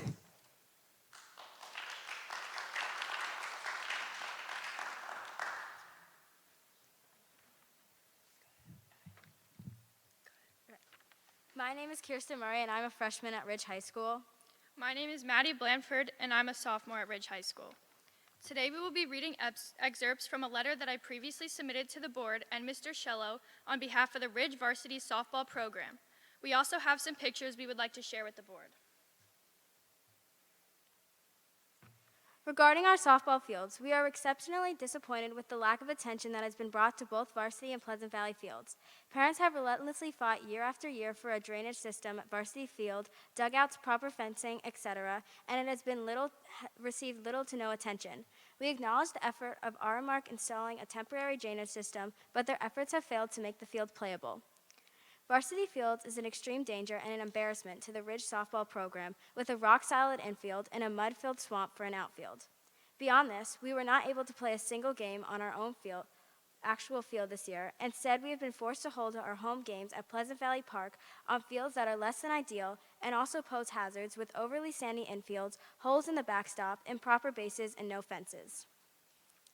Our coaches purchased batting cages so that we could have our own, as the boys do, and they have been sitting in the box because we have no field to call home. Our senior recognition banners hung on a fence at a public park rather than the varsity complex where they should be. Additionally, Pleasant Valley Park has been improperly kept, lacking raking and proper lining. On Saturday morning, April 30th, we arrived at PVP almost 2 hours early for our county tournament game. Our coach, Brian McCarthy, was frantically raking the field. Multiple times, our field was severely unprepared for our games, was not lined or raked. This is a varsity team, and this is shameful. As previously mentioned, our current situation generates a remarkably unsafe environment for competing athletes and spectators. On April 29th, Ridge Varsity Softball held a game at Pleasant Valley Park against Phillipsburg. A player from the opposing team was seriously injured in the outfield. It was an embarrassment and a disgrace to not only our team, but the entire athletic department when Ridge players and coaches had to inform the opposing team that no athletic trainer was available on the premises. It is imperative that we have an athletic trainer at all high school athletic events that can assist student athletes and act as a first responder in a time of emergency. We commend the efforts of Mr. Shello and the athletic trainers Amy and Scott for being present at all our games after this was brought to their attention, as well as the preparations at Pleasant Valley Field. This year also marks the 50th anniversary of Title IX, federal civil rights law, that prohibits sex-based discrimination in any school or any other educational program. The new renovations, including sod replacement to the varsity baseball field and playable field conditions such as a properly lined and fenced facility with fully constructed dugouts for athletes, is light years away from what the girls' varsity softball program receives. As seen in the pictures that we provided, there are tremendous differences in the amenities provided to the girls' and boys' teams. Displayed in the first set of pictures, on the left, the boys' varsity pristine field, while on the right is the Ridge varsity girls' field, rock solid, overgrown, and unplayable. In the second set of images, the varsity baseball dugouts completed with cubbies, hooks, and shade for the athletes, while the girls' varsity softball bench sits in overgrown weeds with no storage or shade to protect us from the bearing sun or pouring rain. The boys' field is ready to go after a rainstorm, while the girls' varsity field is complete with a river running through the infield into the left field swamp and will remain so for weeks. Seen next is a comparison of both scoreboards, varsity baseball's functioning while ours is still awaiting parts. The Ridge varsity baseball program has played over 17 home games on their fully prepared fields, decorated with senior banners for their graduating athletes. The Ridge varsity softball program has played 0 games on their own field, and instead their senior banners hung at a public park that was often not prepared for games. Other teams even offered for us to play at their home field, still allowing us to be the home team. That is embarrassing. We learned recently that some money has been budgeted on our behalf under the category of maintenance. I'm sure, as you can see from the pictures and a trip over to varsity field, the work that needs to be done is way beyond the scope of maintenance, but falls more under reconstruction. The softball program realizes not all the previously stated points are immediately fixable, but we implore any of you to fight for our cause, to tell us and show us that we're worth it. Contrary to what the parent manual for athletics states, the Board of Education, administration, faculty, members of the athletic staff, student athletes, and parents should work collaboratively to promote the athletic program. We feel as though we've received little to no help with our concerns. We are begging for a playable field to call our own the 2023 season. Society wants to teach young women such as ourselves to be strong and believe that they are equal, but we are resolved to the fact that equal is not possible here, and we are just fighting for playable. Thank you.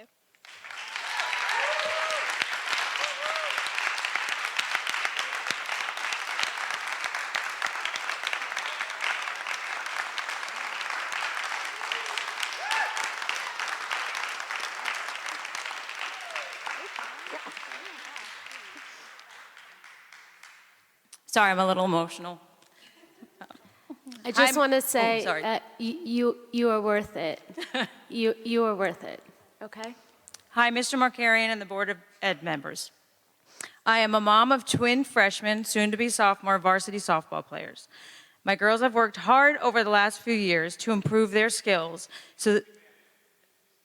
I'm sorry, Lynn Murray, 72 Deer Ridge Road. Sorry about that.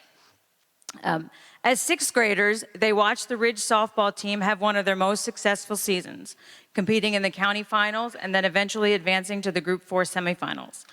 Little did they know that just a mere 3 years later, they would both make the team as a freshman.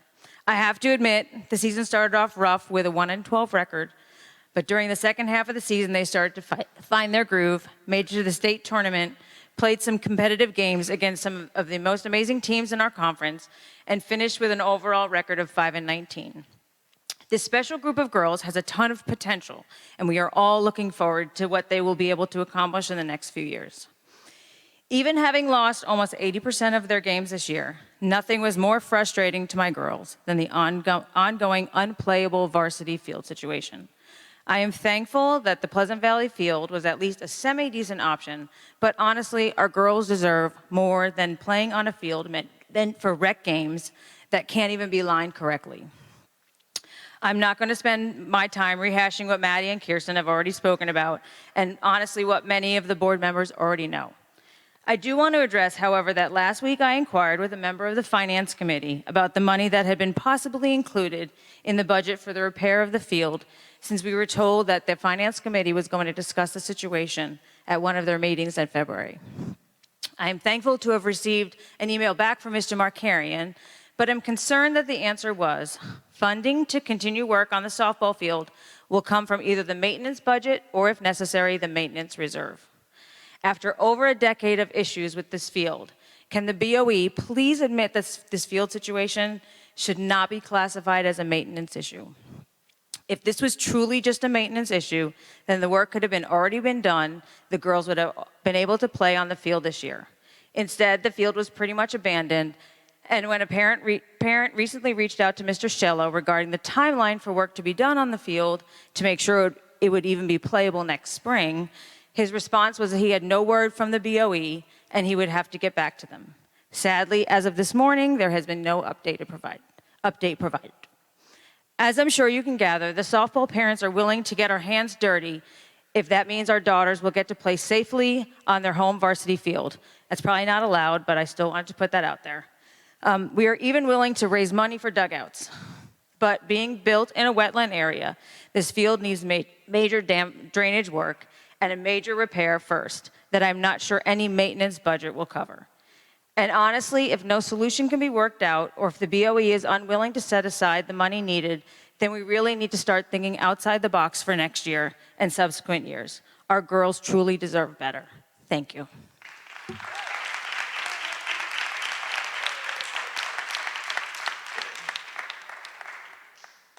Hi guys, Larry Rascio, 234 Liberty Corner Road. What a perfect segue, because I coached these girls when they were like literally this big. I'm so proud of you guys for standing up. Unrehearsed. So my headline is more about the imbalance of our school district, a top-heavy administration and inadequate support for the teachers. I've touched upon this before. I like to use a test when it comes to any public institution to ask if it were a private institution, would it survive? Are resources being allocated properly in such a way that make it competitive, resilient to recession? How is it maintaining or sharpening its competitive advantage? Is it focused on enhancing value? Are its employees operating at maximum efficiency? And more importantly, are they treated well? For my detailed analysis, we've been a great school district. There's no doubt my kids have excelled here. But there's a clear slide in the state rankings lately, and parents are starting to pull their kids out. Are we making the right choices to position ourselves and improve upon our top 10 status? The answer is no. To prove this, you just have to ask yourself a few questions. With a budget of $110 million, why are our teachers paid $1,000 over the state median, while our administration is paid significantly more on a state relative basis? Why are we spending money on federal grants on inexperienced equity consultants with muddled objectives and wall murals when we should be focused on building our infrastructure, as these girls have talked about. A board member once inquired, what are the nice to haves? What would you cut? Because I don't see anything that I would cut. Let me answer some of those nice to haves. It's nice to have 2 assistant superintendents earning an average of $180,000 a year, despite declining enrollment and increasing costs per student annually. It's nice to have assistant principals for each grammar school and 1 for every grade 6 through 12, totaling 11, each making about $140,000 a year plus benefits. By comparison, Milburn, the top-ranked school in the state, 1 assistant superintendent, 4 vice principals. It's nice to have curriculum supervisors, each earning about $140,000 a year, reporting into a superintendent of curriculum, who then report into a senior superintendent. That chain of command alone is about $685,000. It's nice to have administrative assistants to support this administration. It's nice to be able to spend $1.2 million more than Milburn does on administrative salaries, despite them having 2 more schools than us. Thank you.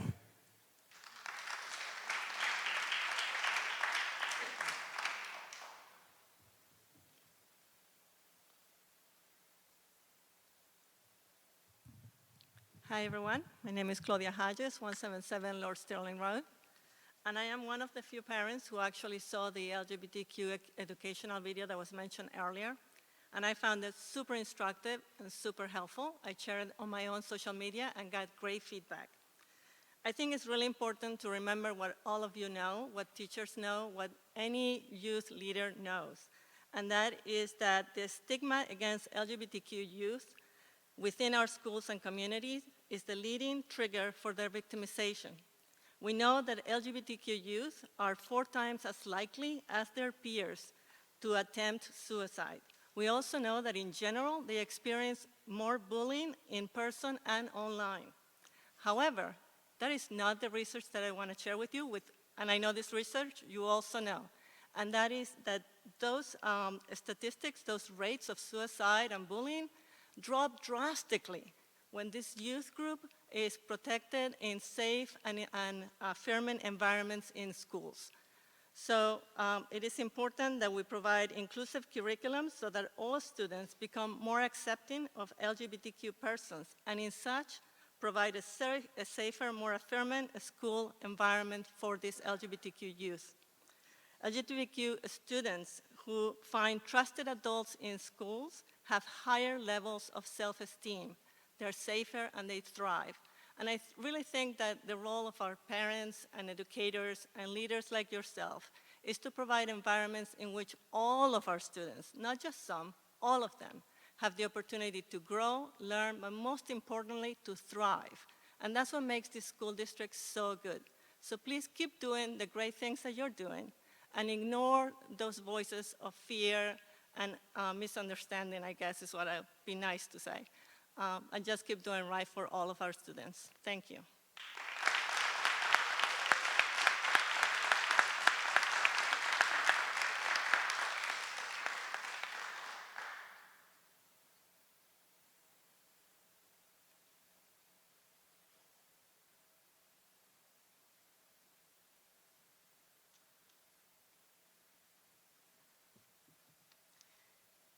Hi, Stacy Molinari, 27 Franklin Drive. Congrats to all the teachers of the year and the retirees talked about tonight. 2 weeks ago, I wrote to you on the topic of health curriculum, and Ms. Fox, thank you so much for your responses to my inquiries, as well as the comments that you've made about the future assessment tonight. Since future health curriculum has been a topic many in the community are concerned about, I think it's important to share what's already included in the curriculum at school, as was addressed just a moment ago. My children are in high school, though, so it's not age appropriateness that's my concern. By this age, they know a lot. It's the content. These theoretical topics about gender and what people's sexual preferences are, any sexual preference, doesn't belong in school. One of my biggest concerns is that this board and administration has already approved this concerning content, and some already approved content are from lesson plans by unqualified people on YouTube Google searches, as was the case recently in 9th grade health. These topics are focused on indoctrination and over-sexualizing our youth. And they are not being taught from lesson plans. They are being taught from lesson plans from a Google search on YouTube. So while I am concerned about the future mandates, I also think another look at the current curriculum is needed. If the content of the topics were aligned with the current standards that are listed on your website, which says, including the social contributions of those in the LGBT community, that would be perfectly fine. Or if it was about kindness and respect, of course, that would be very appropriate. If what was being taught in health class was actually about health, I would not have a problem with that. But that's not what this was about. So it's concerning when I reflect back on your answers to those who've come to the last several meetings when you said there won't be a lot that changes with the new curriculum and that we'll develop the content with community values in mind. So I would like to better understand how a survey is going to assess these community values and how are you going to use that information to make a determination on what to include. Who is writing this survey? You spoke about discussing standards and curriculum over the summer, but what about the lesson plans specifically, the assignments and the materials that are used? Will they all come from Google searches? We're seeing now that the standards is potentially a large difference from what the curriculum and the lesson plans specifically include. Who in the community is the survey going to go to? Only people who have children in the school or all community members? We've seen lots of folks who have grandchildren here, but they don't specifically have a child in school. And I'm sure that all members would want their input weighed in. How are you going to advertise the input will be used to make these big decisions to a broad group of people? And frankly, why haven't you been willing to draw a moral line in the sand? There is far too much about sex in schools, and it just doesn't belong. This is personal information. The offer of opting out of this objectionable content is not viable because this controversial content is spread throughout far more than just health class. For 2 years, I've watched you all experiment with our children, and it just has to stop. Please keep this content out of the schools.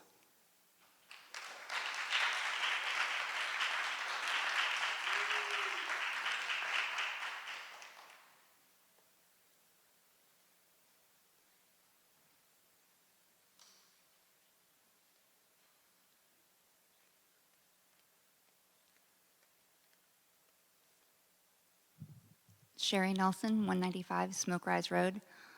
First, I really just want to thank our varsity softball players that came tonight to speak to you. I've heard parents speak about this issue at other board meetings, and it just makes me sad that it hasn't been fixed.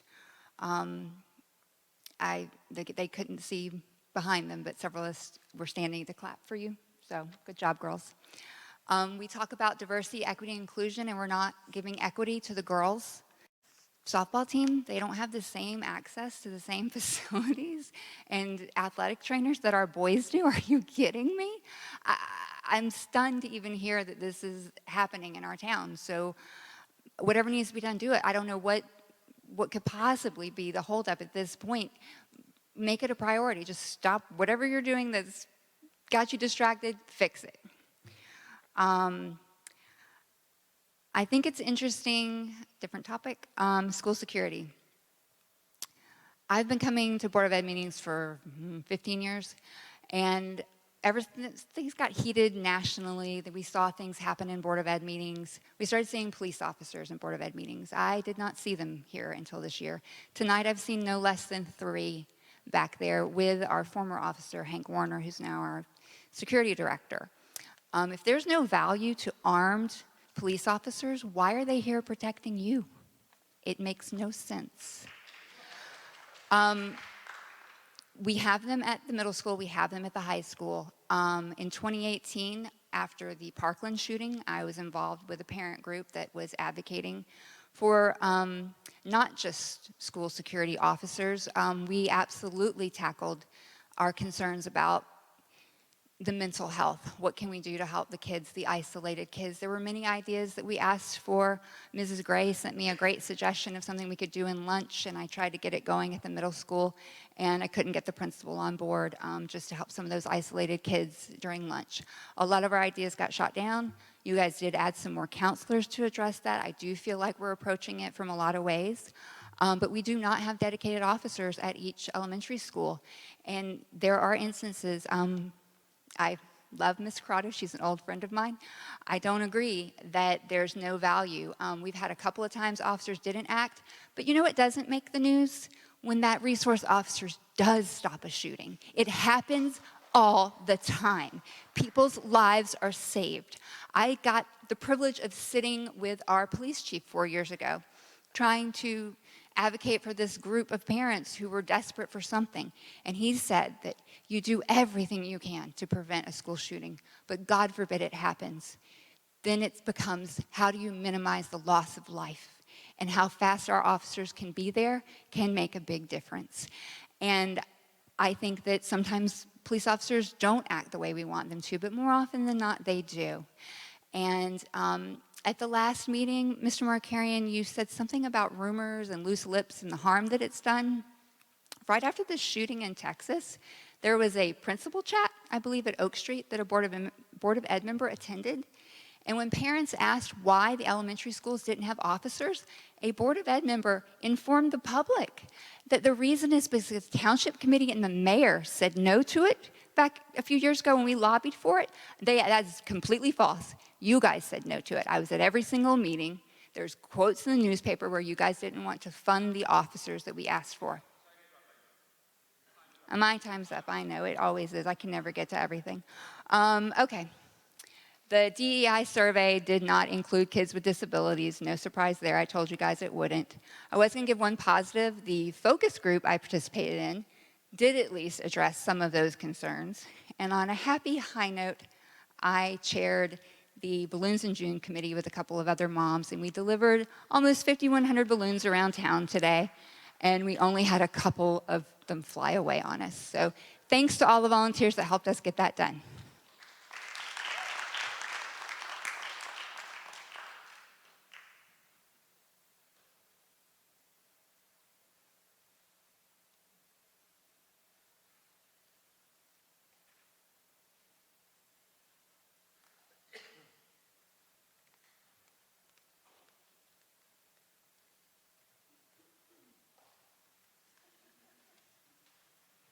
Hi, Debbie Marcus, 16 Lafayette Lane.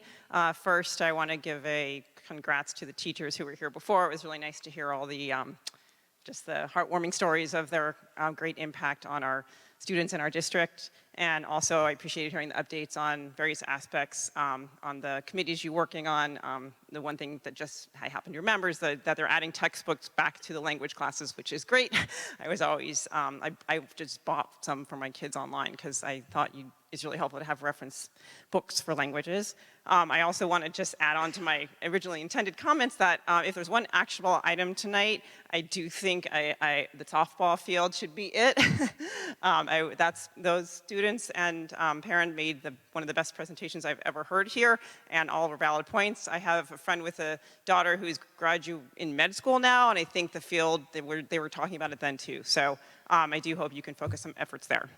All right. I wanted to give an update to the DEI survey as a constituent participant, so I've spoken about it before. Kudos to the focus group facilitator, who was open to a wide range of discussion. Our group happened to focus on IEP and disability issues, a lack of openness to conservative viewpoints in class discussions, and what can be done about the minority of teachers who are pedagogically ineffective. So the qualitative aspect of this, the consultants groups were good. I was glad to see that. However, none of this, the information that was shared in my group was stuff that hadn't been shared for free through other channels over the years. So I'm still trying to see whether this approach is an efficient use of taxpayer money, but I'm trying to give it the benefit of the doubt. In the meantime, the administrative aspects of the hired company were less than professional. Concerningly, the email sent to students for them to fill out their form said to delete the email after. Really? Delete the email after you fill out, delete this email after you fill out the form included on it? That is literally what we teach our kids not to trust online. It sounds shady and sketchy. I'm guessing the consulting group did not want outsiders accessing the public Google Doc. A much simpler way would have been to make it password protected. While unlikely, it is certainly possible that the link was forwarded and outsiders could have filled out the survey multiple times and skewed the quantitative results. Since the email with the student link came from Bernard's BOE email address, I'd like to know if anyone reviewed it first. Do we have a policy of what's the content of emails sent to students? The sloppiness with this online communication makes me worry about the consultant's access to any data from our kids. Please continue to oversee the company that we've hired closely. On a separate note, I am also concerned about the planned New Jersey health curriculum. I have consulted professionals who agree that the current version has many elements that are not age appropriate. There is no, the value of a lower elementary school child learning more about sex than they are ready to ask about is questionable. Speakers here keep mentioning about LGBTQ plus rights, but there's a misunderstanding apparently, or they're not listening. The discussions I hear are just about sexualization, period. I don't really care the details of with whom at the elementary age. One person at a previous meeting complained about their child hearing crude terminology used for body parts. However, knowing formal anatomical names is not going to change playground behavior. Proper manners and kindness, generic values taught by parents, will. Similarly, gender exploration is not age appropriate at a level when kids barely know what the biological difference is between a boy and girl in the first place. I was a tomboy and would have been very confused if forced to choose to be something based on the way I acted at a young age. Now, okay, I have 2 paragraphs and a question. Okay, if individual families need to deal with related issues and body dysphoria, they should, of course. But that doesn't mean the subject needs to be taught to everyone at a young age before they may be ready. Again, please note that for most of these topics, I'm focusing on the issue of whether it's the age appropriateness of the topic when we're speaking about the elementary level. And to the argument that people can opt out, as someone mentioned, there's already examples of cases where videos are shown and parents were not given the option to give approval. Plus, our curriculum does a really good job of spiraling and permeating topics amongst many areas, including books that the kids read. So just, you're not opting out of like one thing, it's there, which is good for learning, but not when you want to avoid a topic. Finally, the argument that kids see these things on the internet anyways is also easily debunked. Finding something out on your own on the internet is different than having a trusted authority spoon feeds some sexual content to you. The website provided by New Jersey as a resource for all students to use has a cartoon depiction of some of the how-to and benefits of masturbating. It would be laughable that a school is recommending this but it's true. Okay. In the end, teachers have enough to cover and don't need more added to the plate, and/or can tell a student to ask their parents instead of imposing their own viewpoint. So I'll skip to the big questions.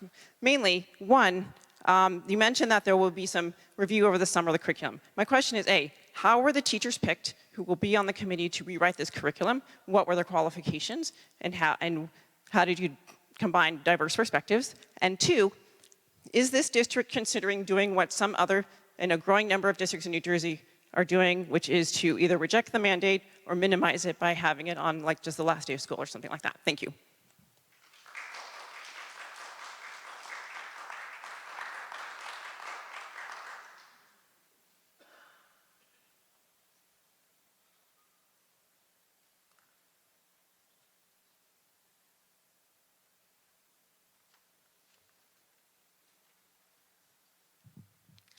Hi, Megan Dooley, she, her, 17 Brook Ave.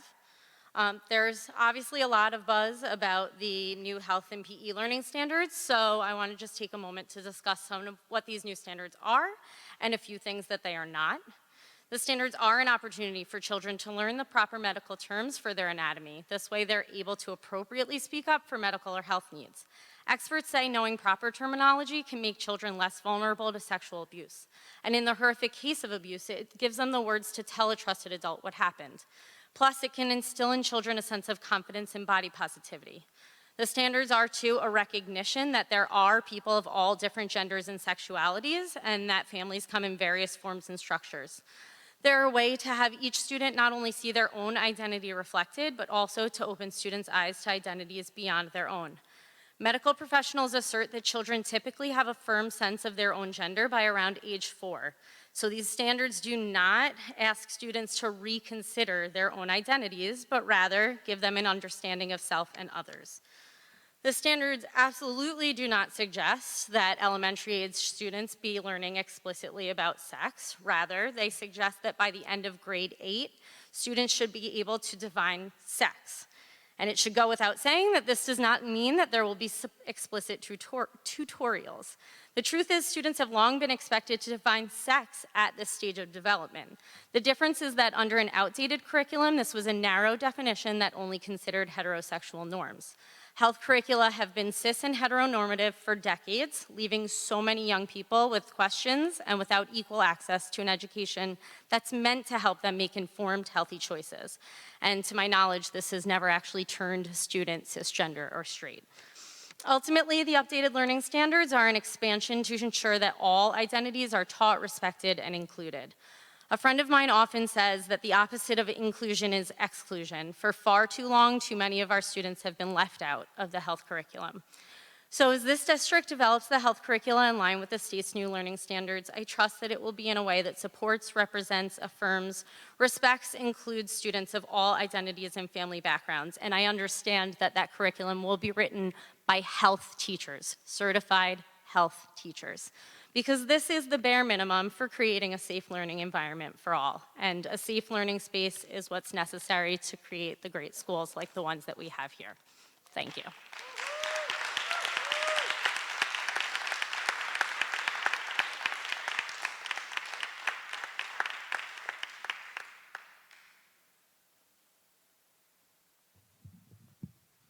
Stella Perna, 105 Tuxford Terrace.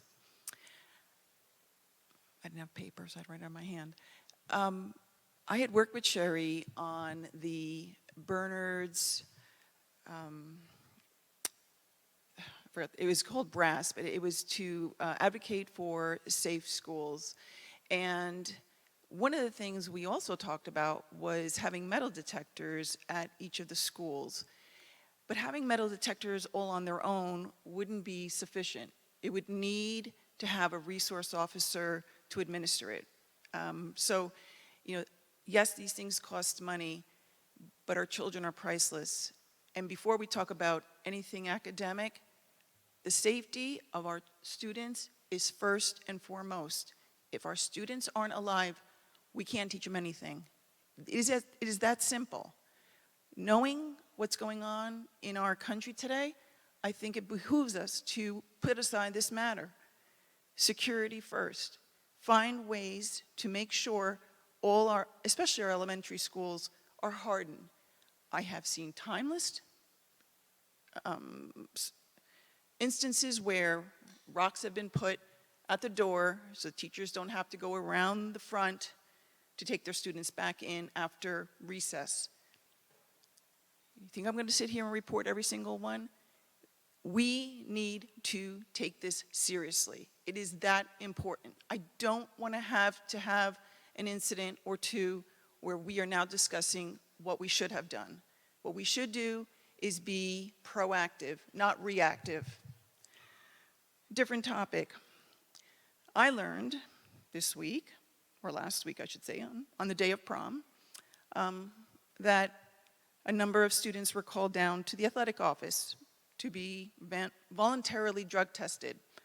I quickly looked to see if I had opted my athlete out of it, and I had.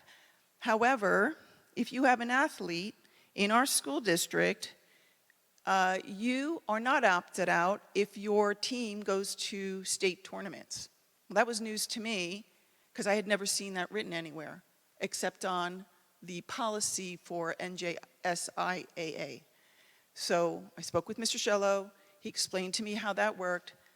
But I have to say, the initial form that we fill out at the beginning of the school year does not talk about the fact that if you opt out, that does not include athletes. So I just want to make sure that that is clearly stated on our website for parents in the future. Thank you.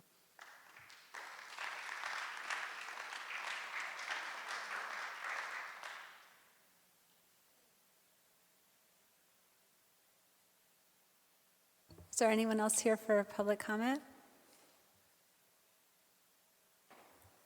Is there anybody waiting on Zoom for public comment?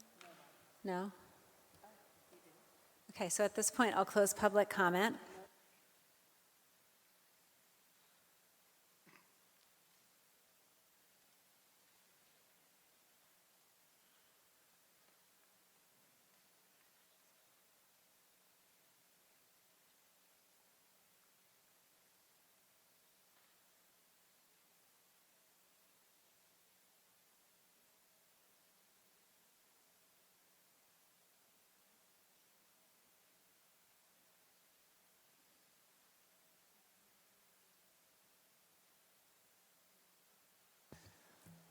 Okay.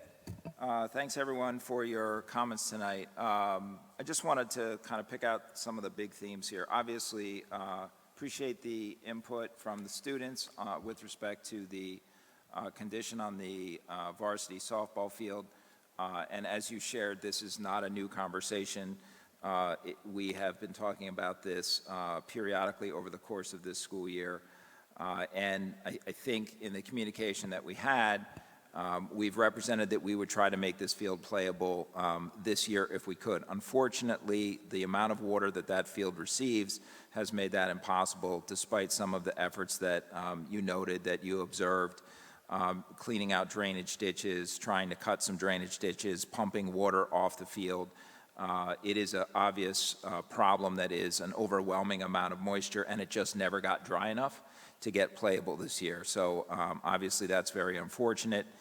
And work does need to take place. So we have hired an engineer who has been taking measurements at the field. Drawings are being done, specifications are being built, elevations have been shot relative to the slope of the outfield and the kind of work that needs to happen in order to try to resolve the drainage problem that we have there. So we are working with our director of facilities, meeting with him weekly on his progress with regard to getting that project underway, and our goal is to get something going this summer where equipment is brought out onto that field and elevations are redone, outfield work is redone to try to take care of the ponding and the water that is accumulating largely on the left side of the field. So that project is underway and it will take time, but we will be happy to report out on progress. We have a finance committee meeting next week, so we'll be talking to the board about it then. In the meantime, we recognize that we had the students playing on fields at the parks, and where I became aware of it, I certainly worked with Mr. Shello.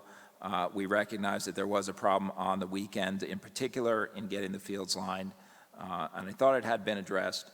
I appreciate your patience, and we are certainly working on the field with the goal of having it playable for next season. So thank you for your comments, for your pictures, and for your patience on that project.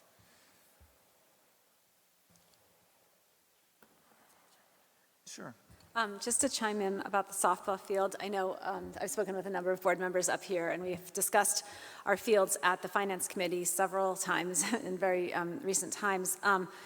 We just want to reassure you that we are hearing what you're saying. This is not an issue of equity in the sense that your girls and the boys get a better field. It's unfortunate that we have a couple of fields and a couple of teams that our fields are in really poor shape.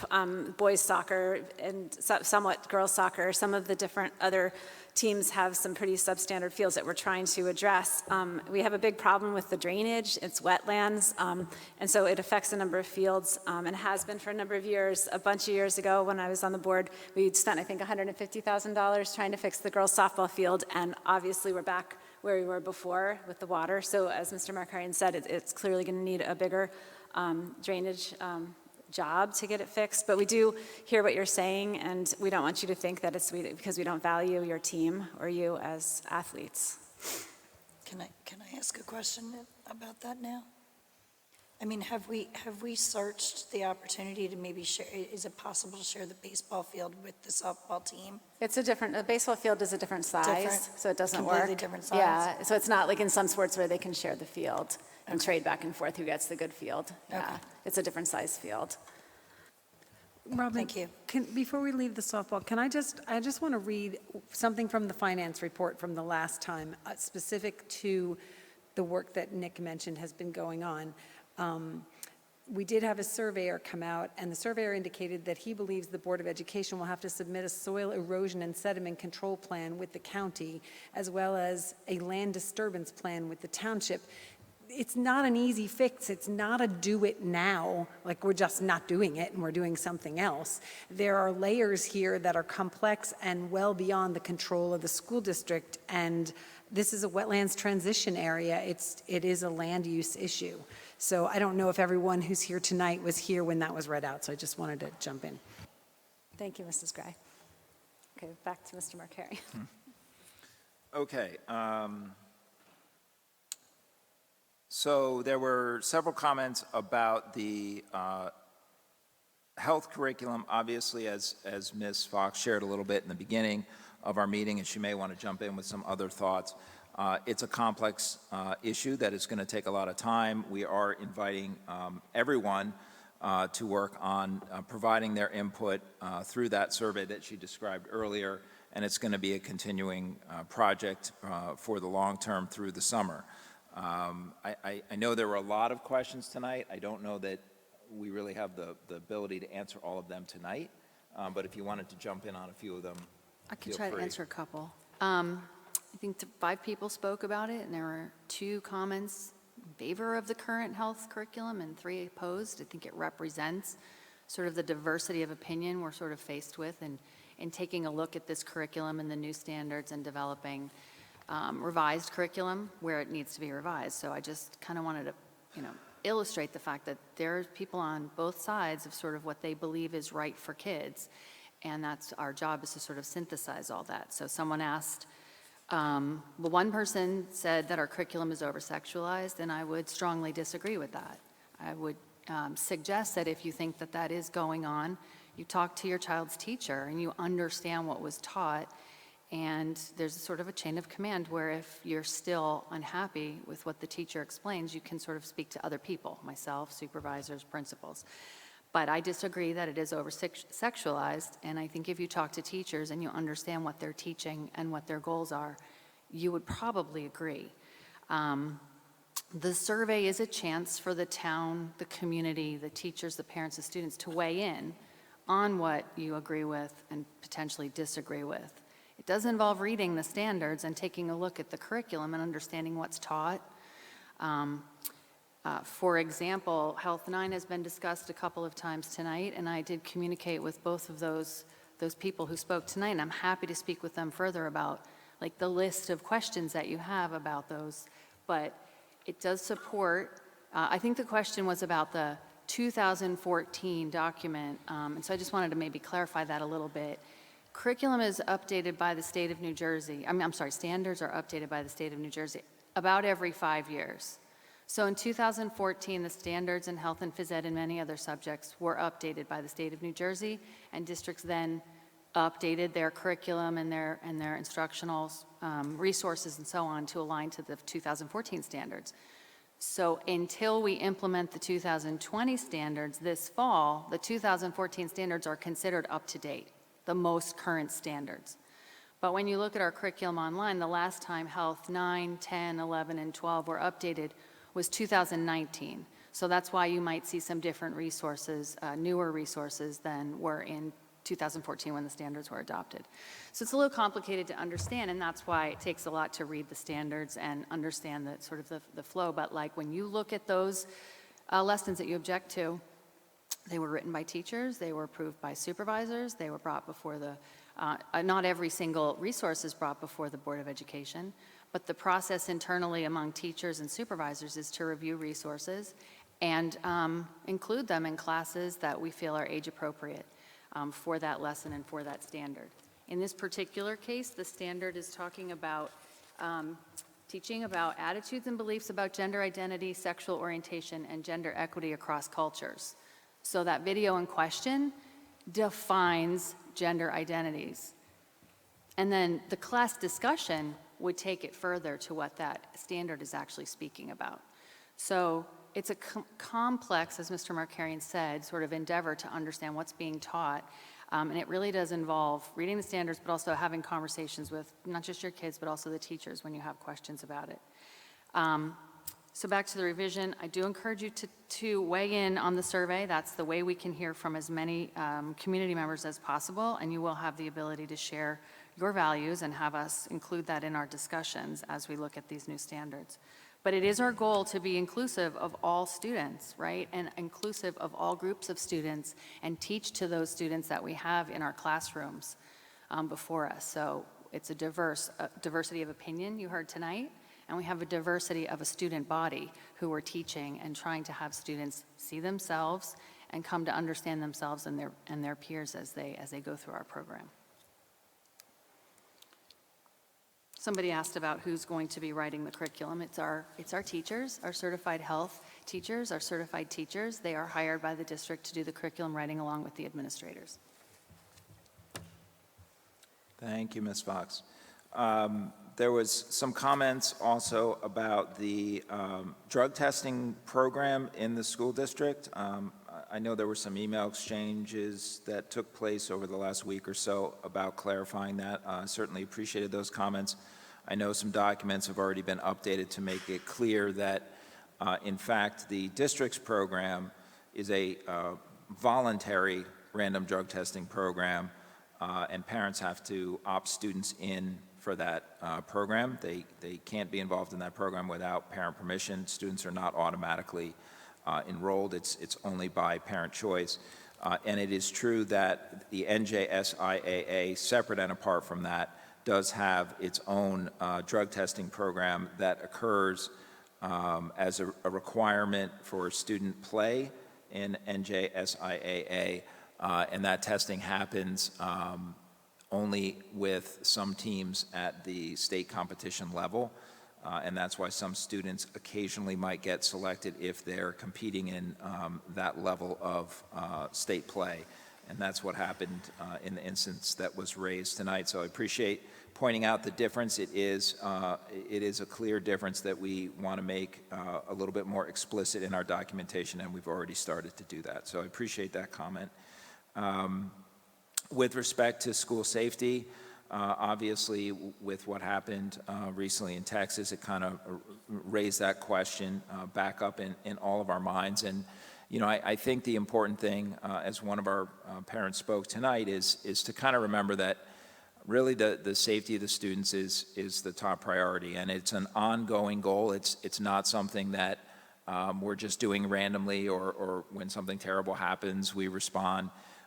We do have a team of staff that are focused on this. In particular, each of the school's safety teams have the benefit of a director of school safety and security, and Mr. Werner, who works with all the schools to practice their drills. This is ongoing, and something that we're not just doing as a reactive thing, but something that we value as a paramount issue.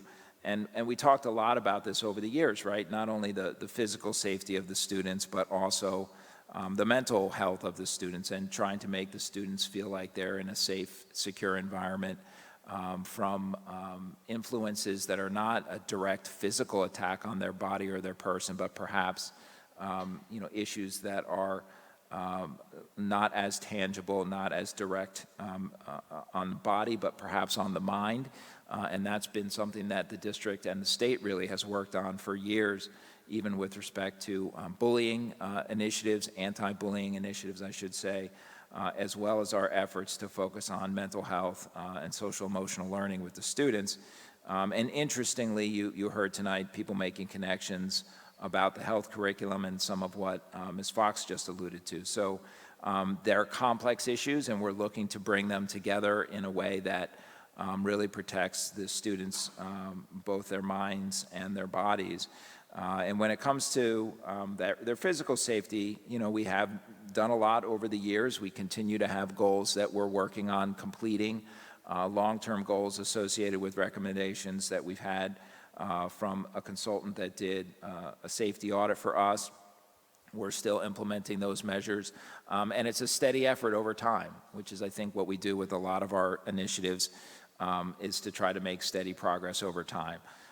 And that's what we've been doing. Our facilities continue, somebody used the word hardened.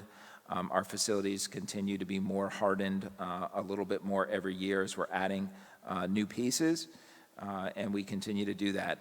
The subject of staffing has come up before, this question mark about how many police officers or security officers, you know, how many of them are armed. You know, and it's something that even the consultant talked about when she was here. You know, what is sustainable? You know, what is appropriate? You know, is anything a magic resolution to all possible threats? And I think that that's something that we have to think about too, in the grand scheme of everything that we're doing. You know, how much does it really accomplish in some ways? You know, we want to make our schools as safe as they can be, but we're not running prisons. We don't have walls around the perimeter. We don't have, you know, fences and barbed wire. We're running public institutions where we want people to feel welcome, and we want our students to feel welcome, not feel like they're in a prison. So, you know, it's a balance that we're trying to achieve, and we're certainly open to, you know, considering lots of different things. But I think that, you know, that's something that we have to keep in mind in the grand scheme of what we're trying to do when it comes to the physical aspect of our campuses. If I could add to that, I think the one thing, you know, I had the benefit of asking this question because I knew it was going to be a concern of everybody in the community after the most recent event. And I think that the one thing that the community needs to understand is that giving details of everything that is being done basically makes our security plan like Swiss cheese, because you're letting the community and you know, potential bad actors know how to get around and how to circumvent the existing security. So I think, you know, it's prudent for the administration to keep some of these things, you know, close to the vest, so that it's not being advertised out to any bad actors on how to get around it. So if the community could just understand that there is a lot of really, really amazing things being done around the security, and it is a continued effort. So just keep that in mind.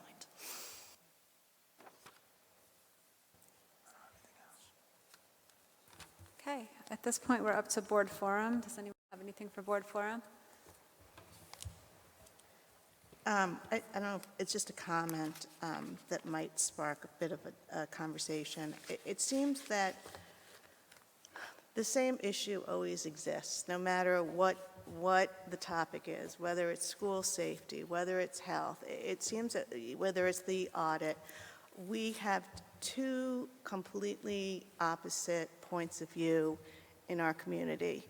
And it drives every conversation. And I think at the root of it is the inability to listen to the other's point of view, and everybody just digging into their point of view is the right point of view, and your point of view is the wrong point of view. And I don't know how what we do to try to bring voices together and hear what each other is saying. I mean, tonight was a perfect example. We had very, very different points of view.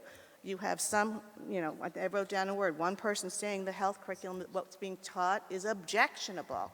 You have someone else coming forward and saying, no, absolutely, this is what should be taught.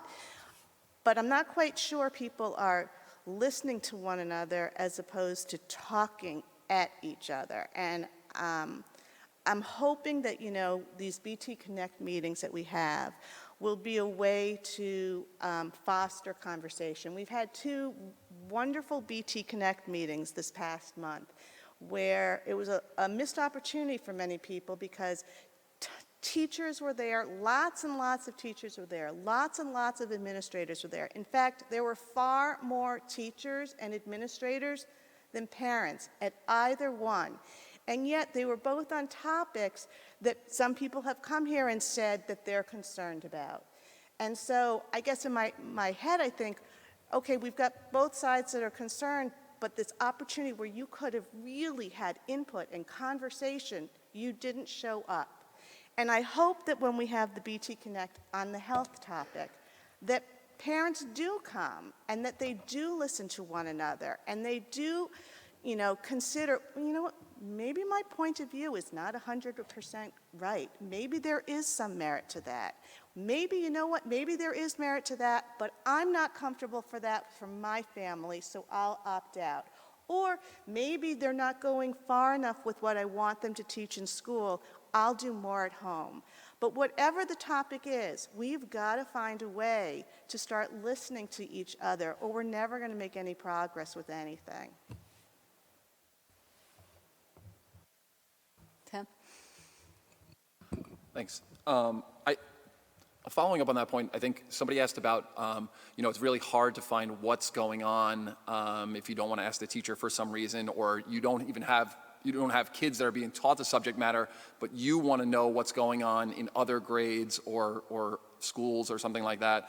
The BT Connect meeting is a really good way to do that, because like Jen said, teachers are there for that particular topic. So like on the technology side, we had a kind of a rehash of the presentation that all the teachers gave, which was great at the public BOE meeting, but then you could ask deeper questions to those exact teachers at that BT Connect meeting, which was really great. So if you don't have children that are being subject to like the thing that you're asking about, and you want to know what's going on, it's a great place to find that out, because the teachers are there, the administrators are there. It's small group discussion, so it's really like no holds barred. Every opinion is valid, and everybody can kind of converse in a way that's less like this and more like normal conversation.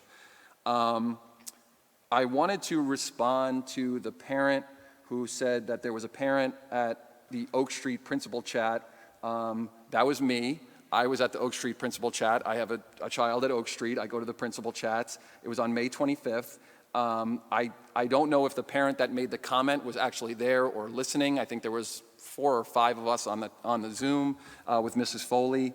One of the parents, this was right after Texas, and everybody was obviously concerned. So one of the parents on the Zoom asked, whether there were officers in the buildings in the district. And I'm a parent participating in those principal chats because I have a student there, and I generally want to hear what's going on and how the kids are doing.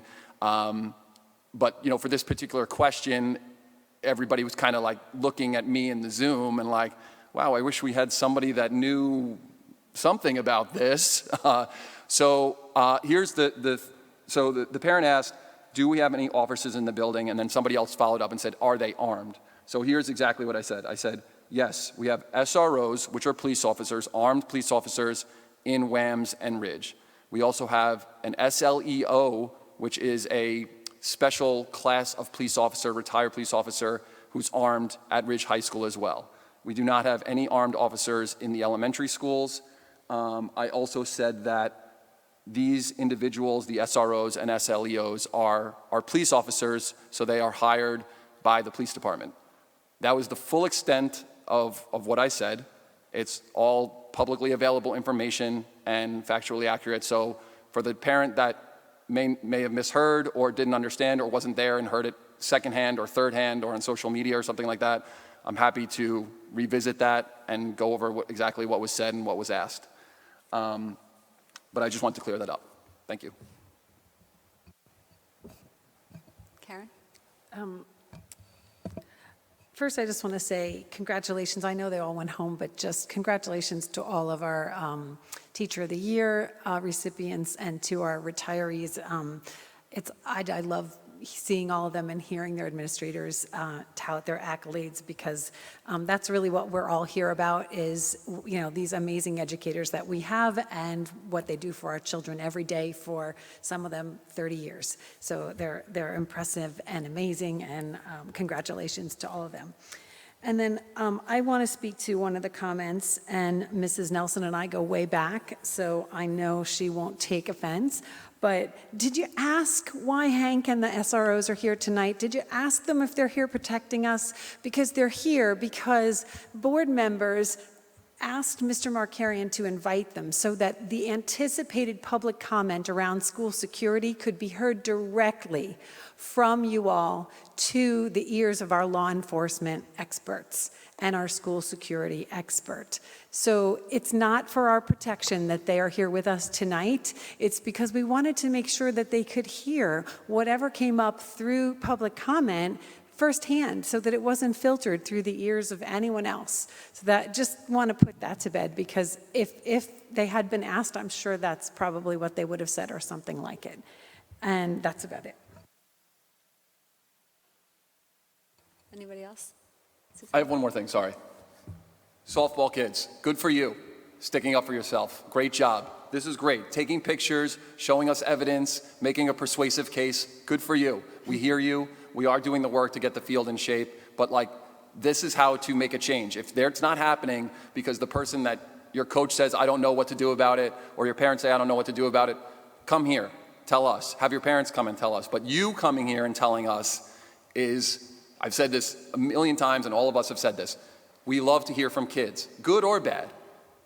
This is good and bad. We did a bad job here not getting the field ready.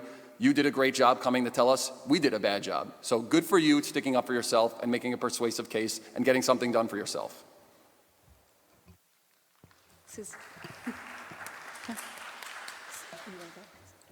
Yeah, that was really compelling, so thank you. I just want to kind of comment on a few happy things. I want to acknowledge the cast of Matilda. They just got a whole bunch of awards including the Best Musical at the Paper Mill Playhouse Rising Stars. That was awesome. I love this week because I really, well, environmentally, I have a small issue about the balloons, but I love them around the mailboxes, and I think it's a great way for us to celebrate. So thank you to the team that put that together. And, you know, this week we get to celebrate graduation, which is really exciting. And, you know, our students are off to do really great things, and I just want to acknowledge and celebrate that.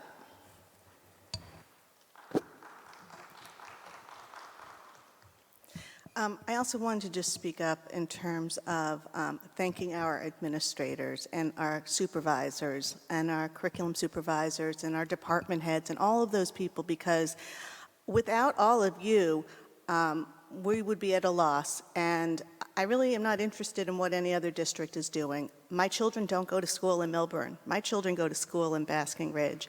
And I want my children to have the best of the best, and that's what they get here. And you can't be writing new curriculum without experts. And the experts are the supervisor of English, and the supervisor of math, and the supervisor of science and technology, and the supervisor of curriculum. And you can't move 1,800 students through Ridge High School with one principal.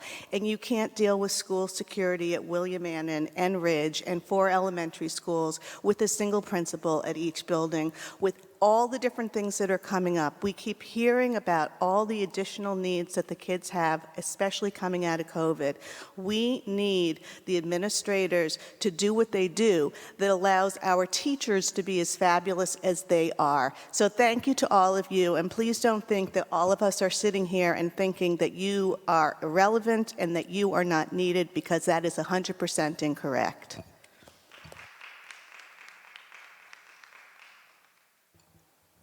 Anyone else? Okay.